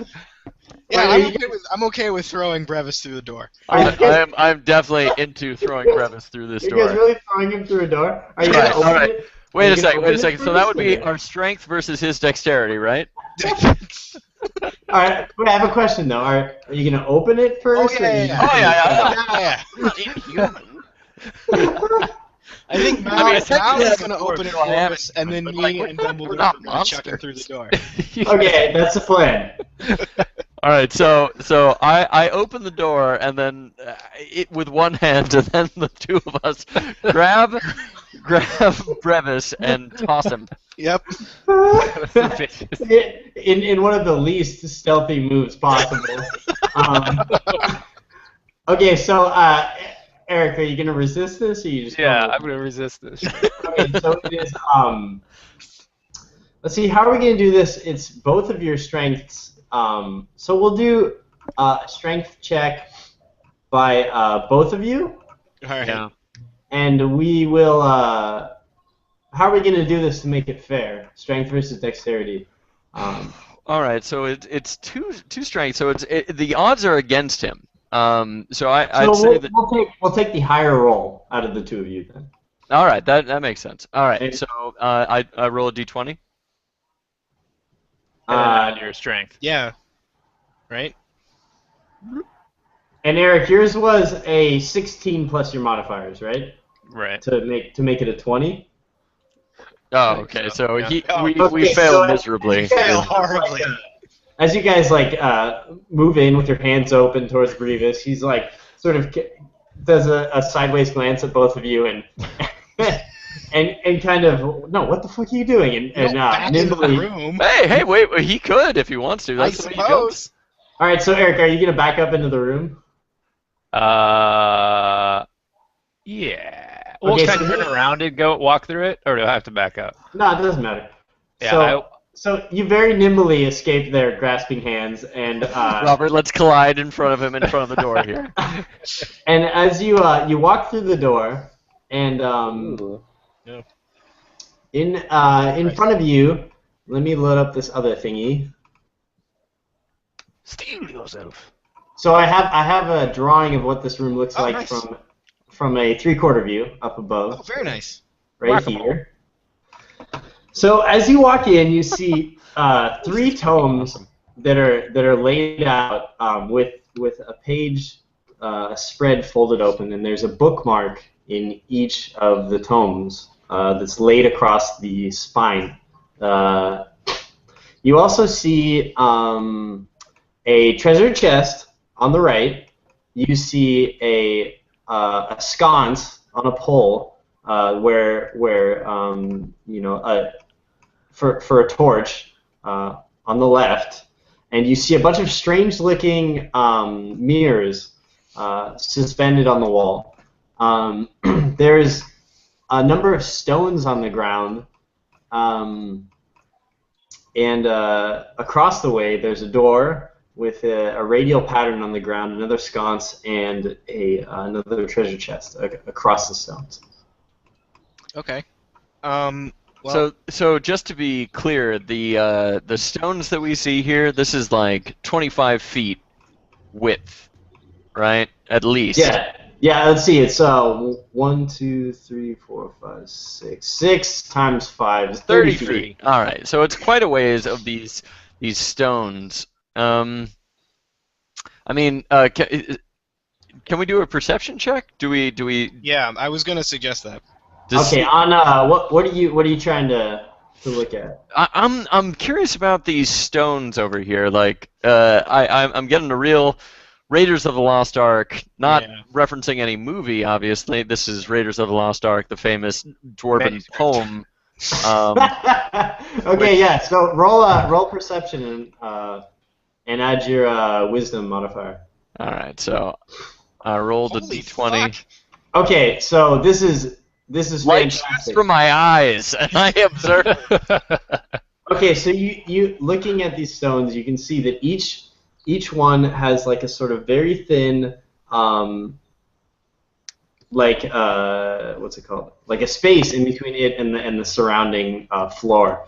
And from your perception, you can see that it looks like these are like pressure plates. Ah, And As then I above suspected. each one of these pressure plates in the ceiling is like a little hole.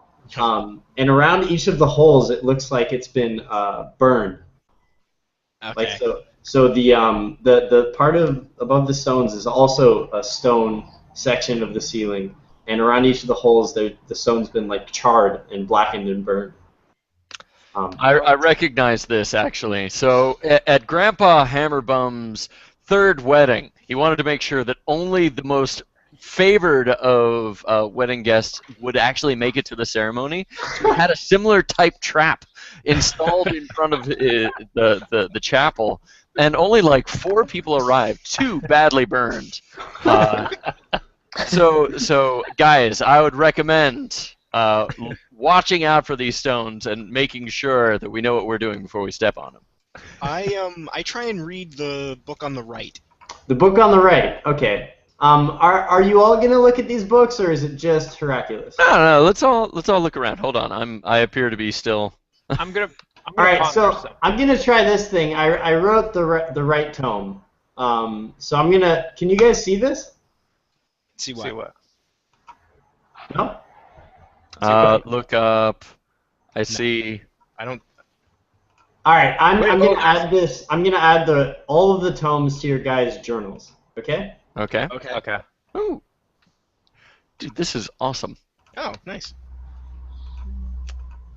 Journals. Sorry, how do I observe my journal? Oh, I see. Oh, cool. Handouts. I totally Right don't tone. remember what I wrote in these. The binding The of this binding- particular... Go ahead, Eric. Oh, I was going to say, the binding of this particular spread seems to have been worn, and there's a bookmark laying across the binding. On the left page, there's an illustration of a path winding into the distance between hills and trees.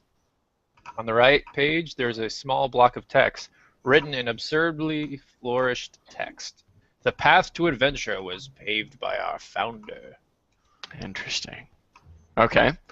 Well, I'd like to check out the book on the far left, if I may. They're all in the journal page thing. Oh, I see. Oh, okay. So on the leftmost tome says, a bookmark lies across the binding. The left page is filled with arcane symbols and formulas. The right page has an illustration of planetary bodies orbiting a flame. There's a quote below the drawing. The spark of perception illuminates the path which intellect may follow. And who wants to... Well, I guess we can read the middle tome. Robert, you read the middle tome. Middle tome. Bookmark lays across the binding. The adventurous exploits of Baldrir the Brave, Chapter 1. Slaying the beast within the Ruby Mountain, evading the dreaded shadow beings on the Isle of Shadow, romancing Elestra the Unobtainable, and finally founding the Adventurers' Hall. These are but a few of the wondrous tales of Baldrir the Brave, who in forging the path of the brave adventurer has helped begun 1,000 more tales. Baldrir first set out in ... The text continues in this exaggerated style for chapter upon chapter. Interesting. Okay. Hey, So- so what spells you guys got? You got any spells left over? Well, so as a cleric, I can meditate on. I think I can meditate on like 3 spells, which I did before the light of day. One of them was comprehend languages, which I've already spent. The other one was cure light wounds, and the third one was going to be hide from the undead. So Just in case. not the most helpful of things. Well, you know, Hammerdom is not the oldest of clans, despite what Mike, they... I have a question. Yes. Can I go back through this door? Back through the door? Yeah. Fine, yeah. All right. Hey, guys, let's drag in the suit of armor. We might be able to use it. Like throw it on the. Yeah, throw it on the thing. Ah. You're I picking mean, up what I'm saying. I have to say, I have a suspicion that there's going to be some burning involved. Yeah. But better Well- the. Well, Oh my here- God. Here's my plan. Here's my plan. Let's throw the armor into the middle. It'll set off the flame, but then the pressure plate will be down already, right? Yeah. You guys can throw me. I will land on top of the armor, and then use that to jump to the next place. Well, you're Well, assuming. I'm seeing Eric's character jump all over these. That was you visualizing. Ah. You're assuming that the flame will Okay, and Oh, true. 1, 2, True. 3, 4. You'll Very have good to point, jump. Hercules. You'll have to jump 20 feet. All right. Here's Hey, what I Nate, say. Let's go Throne. back and grab the Throne the 20. baldric of this armor thing, and yeah, I like the idea of setting off the pressure plates and figuring out what we're doing. Cool. I don't. I think that's a bad idea. Well, Robert, what? I mean, I'm sorry, Hercules. Remember, What- there's an illustration of a Yes. path. Oh, might I remind you, sir, that I am a Hammerdom of New Hampshire. Perhaps we should try and open this chest here, or at least take a look at it. Malcades, what do you think? Uh, Malquite is. Sorry. wait, so someone Is it said a- that there's charred marks on the ceiling, right? Yeah.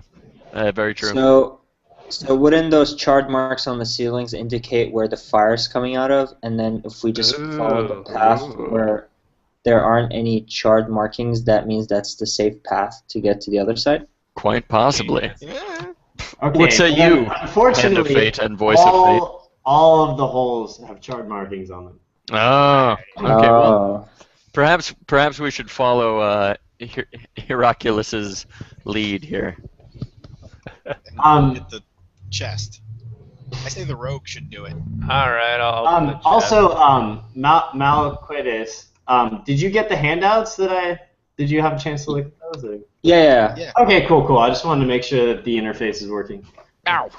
That hurt. All right, I banged my knee on the chest. Ow. Okay, as soon as you bang your knee on it, the top just opens up. It springs open. And See you there guys, is rogues. We got a great thief here. inside. There are two health potions, and there is also a flint. What do you use to start fires? A flint and Yeah, steel and flint. huh? Steel and flint. Okay, yeah. There's steel and flint. There's like a small piece of steel and flint. And by the way, guys, if you check my inventory, I also have flint and steel. I actually wrote it down. So Cool. You look a lot like Game Boy. there are 2 flint and steels. Anyone want to light a fire in that? Fuck, what's that thing called? Sconce. Sconce. Yes. Do we really need to light a fire? Or you just hold a torch out and push down a pressure plate. I also have some candles. All right. So is All right, let's do that. Let's do it. Sorry. Heraclius, let's do your plan. All right. I don't have a flint. Somebody who has. All right. I not letting Brevis steal my glory. I run over to the sconce and, using my flint and steel, try to light a blaze over here. so the big axe. the torch turns on, and check the illustration above the the map. Oh, nice. As soon as the torch goes on, there's sort of like a sparkly reaction on the mirrors, and it sends light down in just the right way onto each one of these stones. You see the very faintest relief on each of the stones, and there's a letter written on each one of these stones. This is incredible. Dude, this is pretty good. This is amazing. Speaking outside of character, I'm gonna say impressive, sir. Well done. Well done. I have a question. So, is the light coming from the mirrors at all? Can we perceive? So the way that you sort of perceive it is that the light is coming from the torch, and the mirrors are reflecting the torch, but they're all angled in such a way that they sort of illuminate these letters on the ground. Okay, so I'm gonna just throw this out as a explanation of the riddle. The leftmost tome says the spark of perception illuminates blah blah blah. So that's lighting the brazier. The next thing lists out some stuff about Baudrillard, and then the final one says the path to adventure was paved by our founder. So I'm going to be willing to bet if there's a way we can spell out Baudrillard's name, that's going to be the safe path. I see. Or something similar. Yep, you're totally right. So check it out. Starting from the second block on the right-hand side, there's a B. Then you go up one A. Then you go up one U. Then you go right one D. So you're talking about right here, right? Yes. Yes, indeed. Over one, actually. Over one, Okay. over two, and then up the rest of the way. Baudrillard. So you guys want to go this way, right? That is correct. Cool. Good job, guys. Woo! Well, hold on. Oh, that's freaking awesome. Yeah, I'm gonna let someone else go first. But yeah. I'll do it.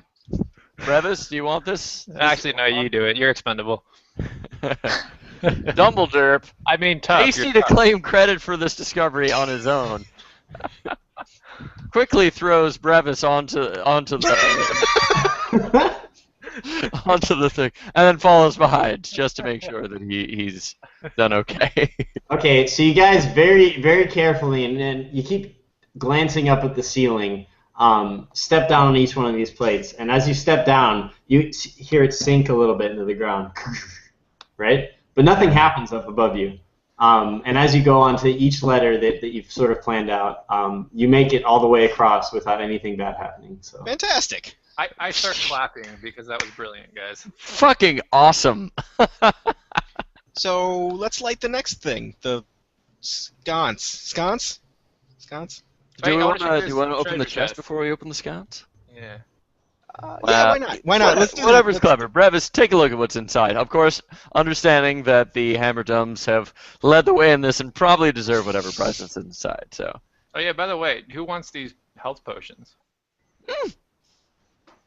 Am I There just are holding health it up? potions? You keep Yeah, them. You keep Didn't we them. get health potions, Mike?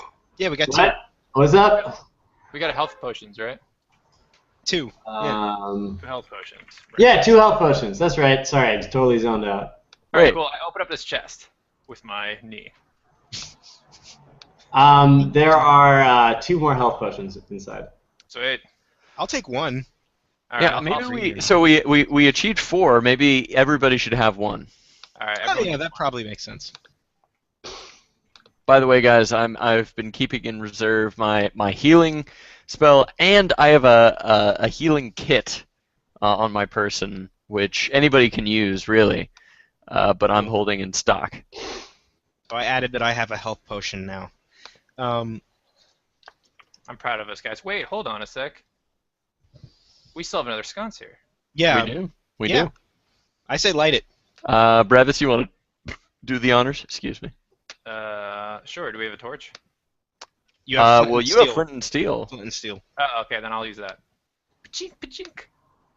Okay, Oh, so when you light up the torch, at first it appears like nothing happens, but as you're taking a look around, you notice that the area around the door where the rings are located, they're sort of like a circular pattern. There's like whatever is happening with the fire. There's some sort of disturbance in that area, and it looks strange. It looks off. Okay, so I'll do a read magic spell. Like, Okay. how do I do that? You just cast it, I think. Read magic is specifically for reading spells and scrolls and stuff, but you can do a perception check and kind of look closer at these rings and see what's going on. Mm. What does that mean? Like, So guys you roll 1d20, and then you add your wisdom modifier. But what does a perception check mean? You're just like checking the It environment. means you're just looking at it. Instead of reading magic is like you find a scroll and you read that and you can understand it. But this is like it may be magic, you don't know what it is. If you're rolling a perception check, you're just sort of looking closer at this thing that's on the ground, these circular patterns, and trying to Okay. discern what's going on. So it's a 1d20 plus which modifier? Let's do wisdom. So Okay, +2. plus 2.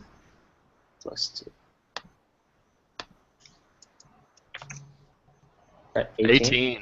Not bad. Okay, so as you look closely at these rings that are hanging out around this door, give me a sec. It's like the space on the floor begins to warp a little bit, and it's very strange. And then you notice that. Give me a sec, guys. He's trying again. Oh God. Dumbledore attempts in the interim period to see what it's like to clamber up somebody's back The shortest guy. and jumps pell-mell on top of Brevis, Oh. hoping that he can also get a shoulder ride. Okay, so as you're jumping on his back,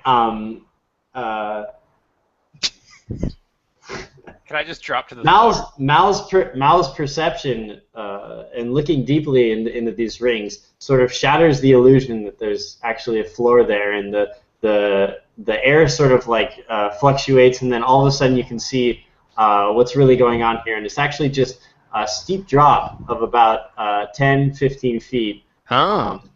down into a pit, and inside of this pit there are let me see how many we got. There are a number of like sort of cylindrical metal. They look like dog bowls that are turned upside down. Huh.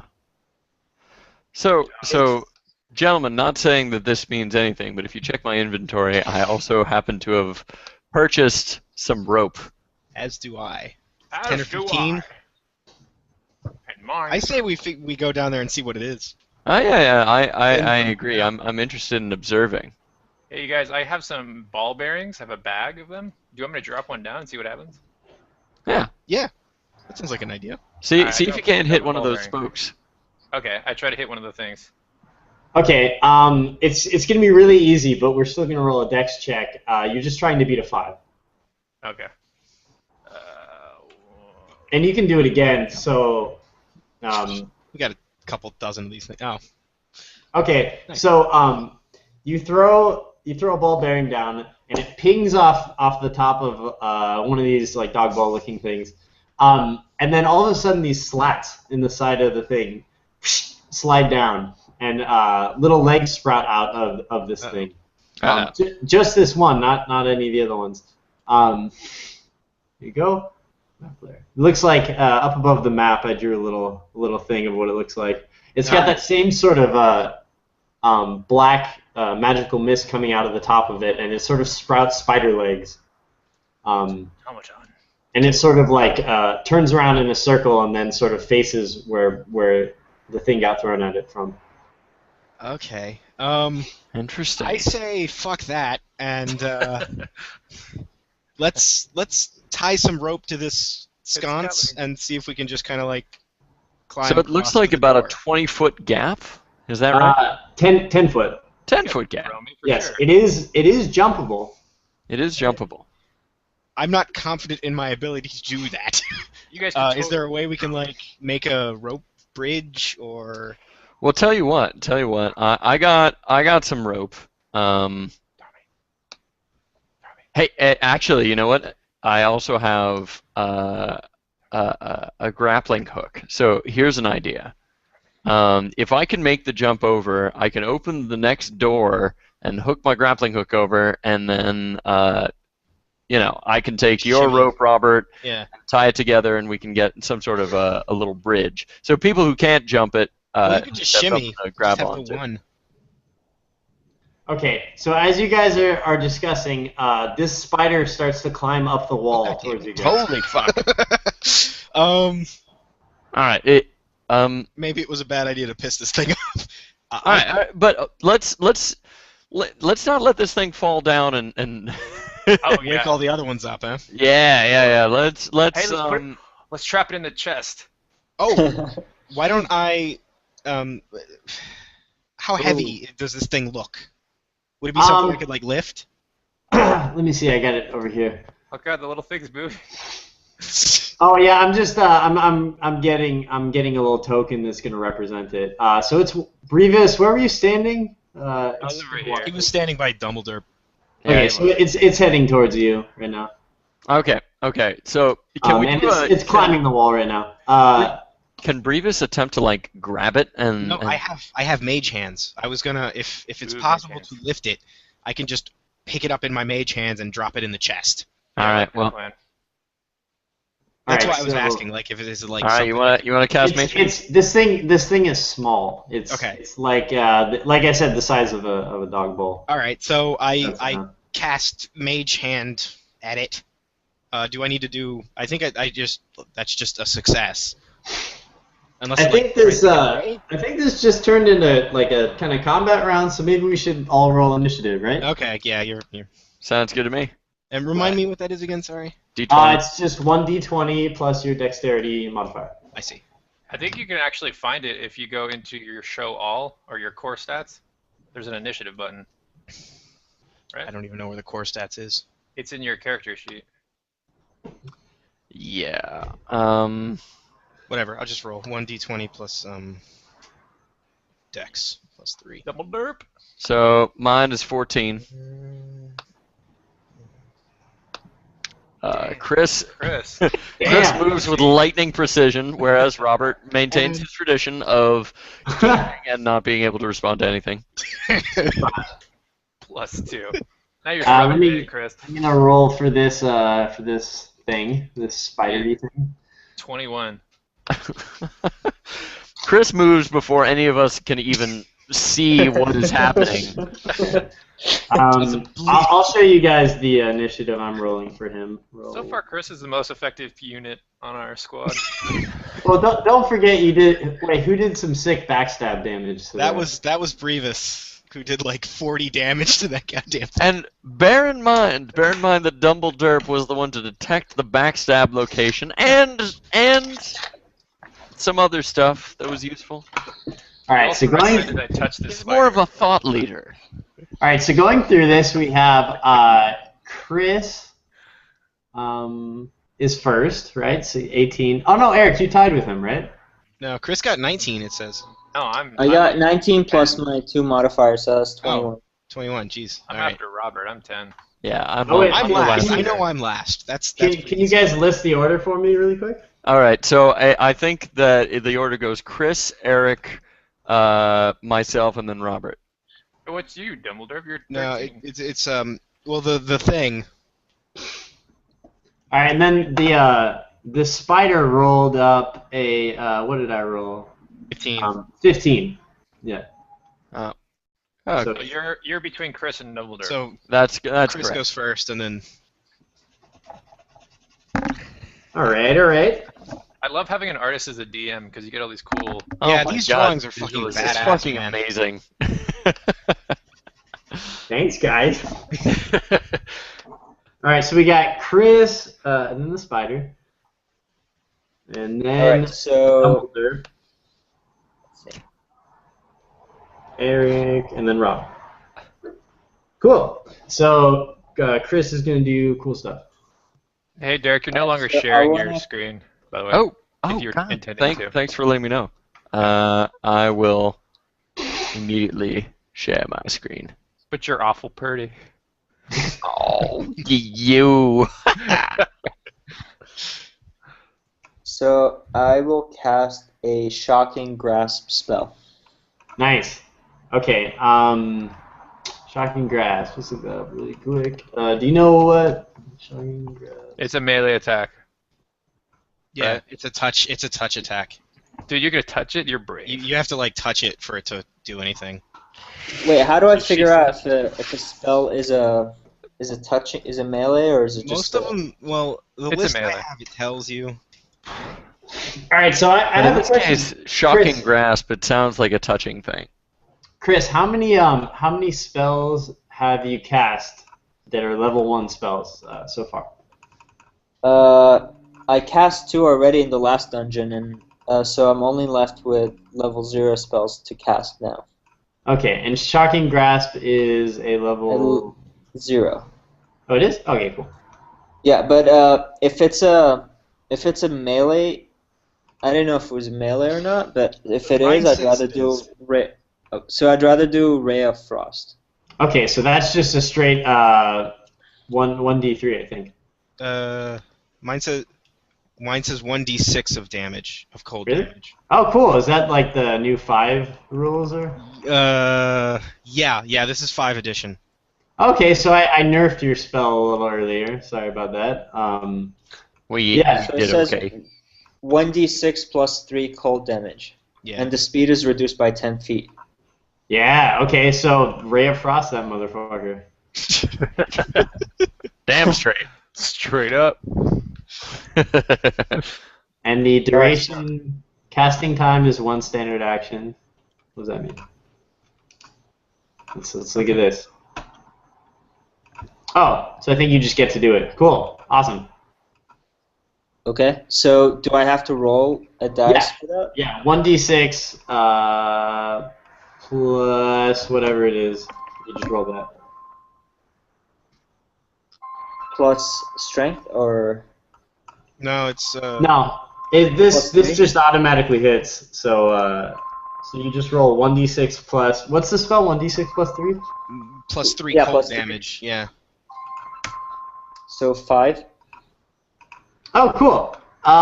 Okay, so you turn this thing into like a block of ice, and it just immediately loses its grip on the wall. It falls down and then it shatters when it hits the ground. Yay. Okay, good. All right. Nothing else happens. Nope, that's it. All right. Would have sucked. So rope bridge, yeah? Was that what we were going for? Good job, Malquides. Yeah. Way to show that thing who's boss. Am I on? Oh, there we go. Key to the rope bridge was me making the jump over, correct? Yes, I believe so. All right. So I'm gonna. I Actually, guess wait, that's a hold on. dexterity check. Before you do that, I have a question about my mage hands thing. How much stuff can I lift?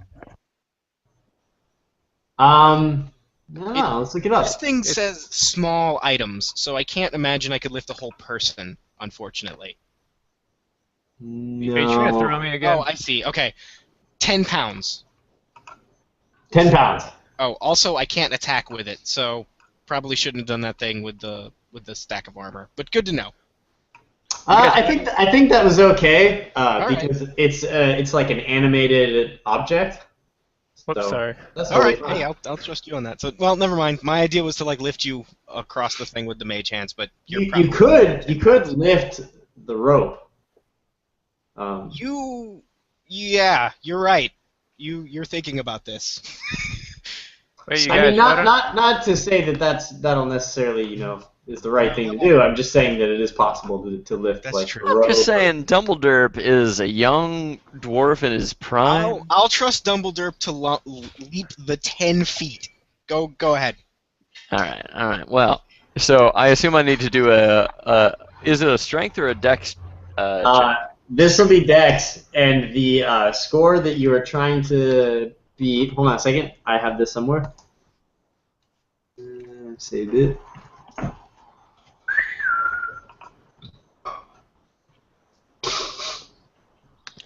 Oh. you want a yump? Okay, so this is an average difficulty check, which means a 10. All right. I just need to beat a 10 plus my mod. Yeah. So I'm rolling a d20. 6. Ooh. Okay. So I fail miserably. So what's your modifier? Plus 1. Okay, so So I fall into the pit, basically. So Dumbledore makes a running start. He runs all the way back to the RIR in Bodger and just bolts, goes around the sconce and just Slams right makes- into the sconce. makes a huge jump for it. He falls just a little bit short, and his arms sort of wrap around the corner of the top of the circular ledge, and he slides down to the bottom of the pit. Is he hurt? Are you? No, he is fine. All I'm gonna roll something behind the scenes though.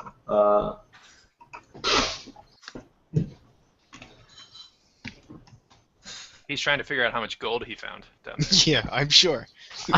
Roll Guys, behind the I scenes. can't actually Sounds see like my view of my options anymore. options? Like What's up? so I'm trying to see the chat window and all Oh, this yeah, I other can stuff, do and that. it's just invisible. Oh, Oh, there's a little. To the I blue found line it. Button. Never mind. Yep. Okay. Okay, cool. So when you hit the ground, fortunately you hit it like quietly enough, or you didn't disturb something that the two other spider sleeping spider creatures have not been disturbed yet. All right. Whew. Can I make it a All right. suggestion, you guys? Shoot. Wait, how tall is it actually? Like 10, 10 feet. 15 feet. 10, 15 feet? Oh, you know what? It's okay. It's fine. In the future, though, we're gonna do fall damage because that is a thing now. That is a thing. It's like 1d something for every 10 feet. Well, did he fall or did he slide? I got the sense that he slid. All It right, seems we'll like say- I was we'll doing a say- fly you fools kind of moment where I was hanging by my fingers. Yeah. I dropped Okay, them. so you that didn't would have been like actually 6 fall- feet for You didn't Dumbledore. actually fall enough to hurt yourself, so you're fine. Why don't you guys, who are tall and apparently very strong, you can throw me with a rope attached to me. Now you're okay with us throwing you. Oh, I've always been okay with you throwing me. Just when I want you to throw me. Right? Well, Not into dark rooms.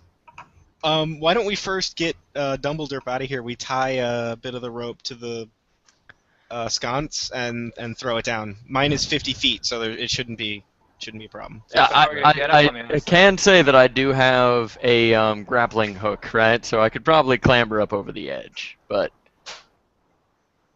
okay. Yeah. So Well, if you want to do that instead, go for it. all right, yeah. So it seems like that's our two options, right? Like either I climb up through the sconce. Tell you what, yeah. You guys want to let down a rope and we'll try again? Why don't you grapple the ledge with the door on it? Actually, I think I'll climb up through the sconce. You guys were hella right there. Fine. I tie a rope to the sconce and throw it down for. All right, I climb up. I assume there's no dex required for that. Only if you botch it. So roll a 1d20. All right, and here. Yeah. So you sort of clamber up the side of the wall with the rope hanging down, and you get up to the top. You're a little scraped and bruised, but no damage really. All right. So new plan. I propose that the lightest member of the team, whoever that may be, make the jump across. All right. I untie the rope and put it back in my pack. Just. Will someone tie the rope to me so that like if I I can just fall, haul you back up. I got a rope that I can tie to Brevis. Right. Here, take the end of this rope. Oh, and by the way, I'm over here. Click. No, I can't move my dude. I got you. You've got the measurement tool selected right now. Oh, thank you. All right, so unselect that. All right. shit. So we tie the rope to Brevis, and who wants to help me chuck him? All right, so we should probably do the guys with the what is it? The highest strength, right? I mean, if you guys want. Yeah, I have a that's a 0 good point. modifier. Does anyone have a plus? So my strength is let's see. I have a strength mod of 2. I have 14 strength. you guys the attached the mod. rope to me, right? The mod is what? I'm 2. 2? Mal? I'm -2. Oh well, then I have 0, so I'll So join. Robert you. and I will Maybe I will don't throw want you guys Brevis to- over. Maybe we don't want this to happen. All right. Hey, can I make a request? 1, that you tie a rope to me, and then 2, that I have the grappling hook in my other hand. All right, I give Nice. Brevis my grappling hook, and Robert and I position ourselves on either side of this handsome gentleman. Alright, let's do this. All right, let me double check some rules here really quick. Boring rule checking, fun. Sorry. It's in the Just checking. foolish rules section. If you're trying to do something foolish, add it. All right. Everyone attempting the same action rolls. If at least half the group beats the DC, the effort succeeds. What? All right. Sounds like I can work with 2 people. Cool. Let's do it. All right, so I'm going to say that who's throwing Eric? Me and Derek. All right, so you both need to roll strength checks, and Brevis needs to roll a dexterity check to sort of like make sure that he's aerodynamic enough. Wait, what's his dexterity modifier? 4. Okay. You got an 8. I got a 17. I got a 15. Okay, Oh, so sorry. Strength 2. I got a 17. I'm not used to okay, it. so Who the has the highest? DC was a 15, and it looks like 2 out of the 3 of you beat it. So you do successfully throw Brevis across. He reaches out with his grappling hook hand and digs it into the ground and pulls himself up to the platform. Oh, fantastic. Alright, guys. So I'm going to open this door, and then I'm going to hook the grappling hook inside the door. No. Yeah. No? All right. Makes sense. It seems like we have Yeah. a kind of stone floor, so That's right. we need perches for this grappling hook. Alright, so that's what I do. So you're gonna open the door, right? Yeah. Fuck, my interface just froze up. Wait, which challenge is this? This would be Dexterity. This would be dexterity. stealth and dexterity. Great. All right.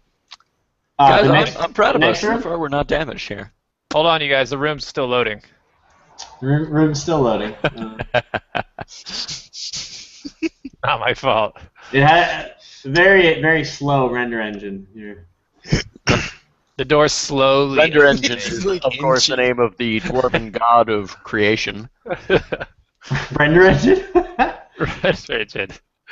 I love it. Alright, one more moment. So chuck one into the rope back here. We tie it to the sconce. I assume this. He doesn't already matter. took the rope across, Yeah, so we can.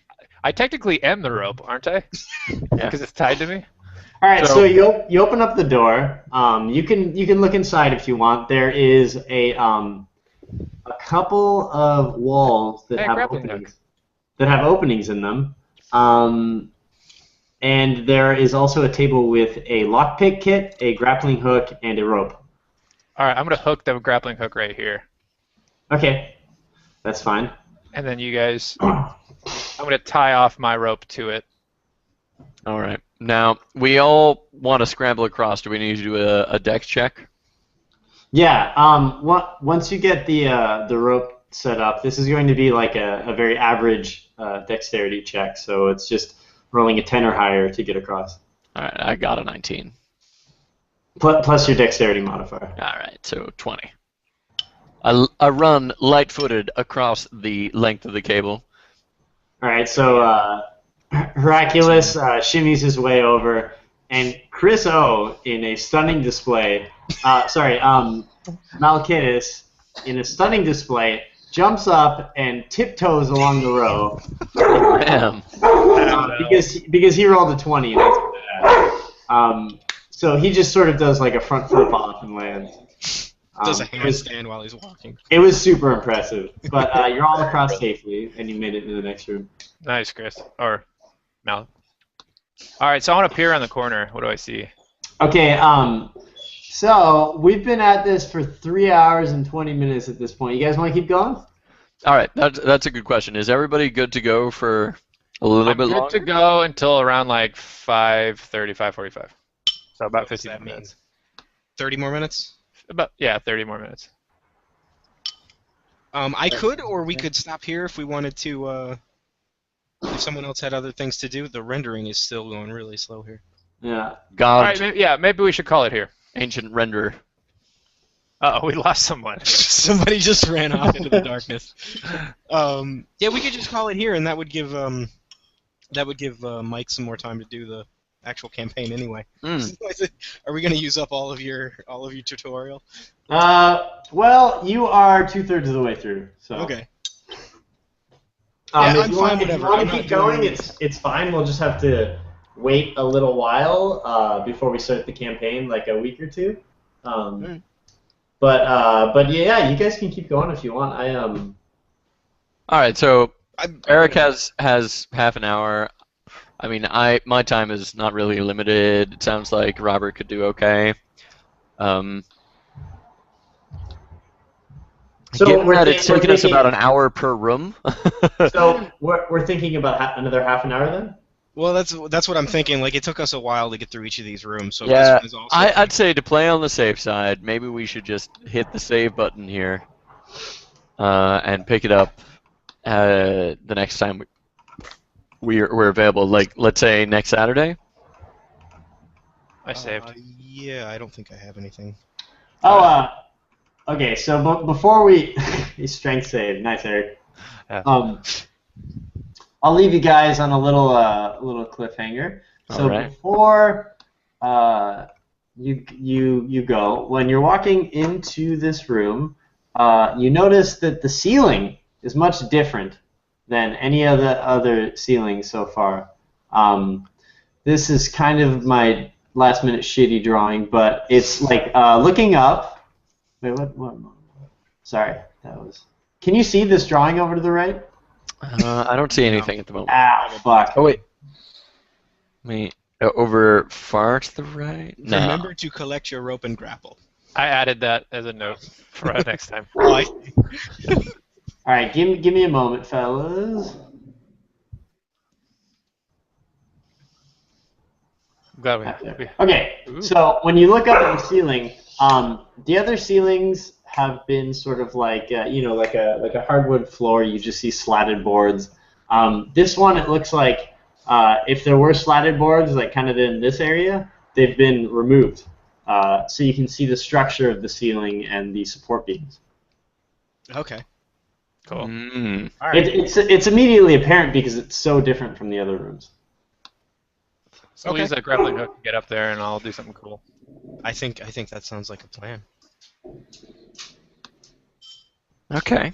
All right. Cool. Well, Well, it's fun, guys. Yeah, that was an Mike, fantastic. let me Mike. say, really, best really good. DM experience in my many years that I've had so far.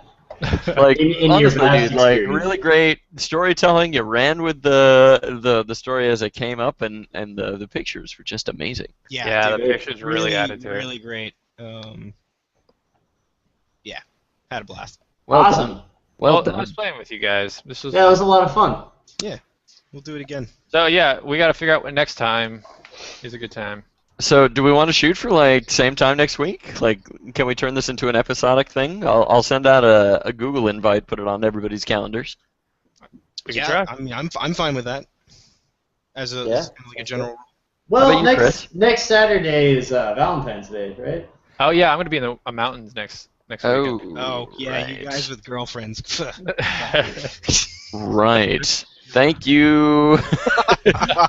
So, shall we pick this up 2 weeks from now? That sounds good. Nice reminder there for you, Derek. To the affianced gentlemen, remember there is Valentine's Day. So, if you want, though, we could, how's everyone's Sunday looking? My Sunday would be free. Yeah, this I mean, Sunday's I don't a have any plans Sunday's, yet. So. Sunday's How great. about you, Chris? Sunday I'm usually like with my parents. Oh, so okay. I can't. Well, maybe we'll do it All Saturday. right, well, we'll figure. Let's we'll play figure it by out ear. All something. right, so how about I send out an invite for next Saturday, so that, or not this coming Saturday, but the Saturday afterwards, so that would Sounds be good. That'll What, give you some time for campaigning business. the 21st. Cool. I'm down with that. All right. Yeah, and I think I learned a lot about this. So. You guys, do you have like any suggestions or where I can read more about rules and like how to play? Oh yeah, Eric, didn't you have like the general rules like handbook thing somewhere? I think Eric's Um, Don't you have a busy link drawing to that? penis. yeah. Here, right here. Wait, Um, are you drawing a penis? He is What? drawing. No. Somebody's drawing a penis. Where? It's on the roof thing. All right, so Eric just copied a link into the saddest penis. Savage. That's so sad. Hold on, I'm gonna draw a sad face on it. Yeah, that's the one you emailed me, right, Mike? Yeah, yeah. Yeah. So if you read, if you Get the read grappling through hook. the first, Oh, this is ridiculous. All right. All DMs like D&D sessions devolve into penises. It's a rule. It's a rule. Somebody Um, graffitied in this room. okay, so now that we've got the ritual drawing of the penises done, We've appeased the gods of. just of read dog through and- like the first couple chapters. Penis on the penis. Yeah. There's also good YouTube videos and things. About it. I don't need to see that video. It moved. Yeah. Sorry. So. Get out of here. This just evolved. There are a whole bunch of links. The way I usually do it is like pick a character and then go through the wiki page and see everything that relates to that character. So Yeah. Okay. The reason why this link that that Eric sent over is pretty good is it just gives like a basic rundown of the rules and the dice, and I mean pretty much we covered pretty much everything today. Okay. But it goes into a lot of detail about that stuff. Okay. Awesome. Cool. well, guys, thank you so much. This has been a fantastic session. That was fun. Yeah, and we will pick this up soon. So, in the meantime, dear viewers, by the thousands, God, I'm is this sure. still going on? Yeah. Multitudes. Tune in next time for the further adventures of Heraclius, Mal, Brevis, and their fearless leader, Dumbledore, Hammerdome, the Widowmaker. Find out what happened with the penis with the cowboy hat inside. It's a crucial plot point. It really is. Everything depends on this. All right, this is D&D, and good night.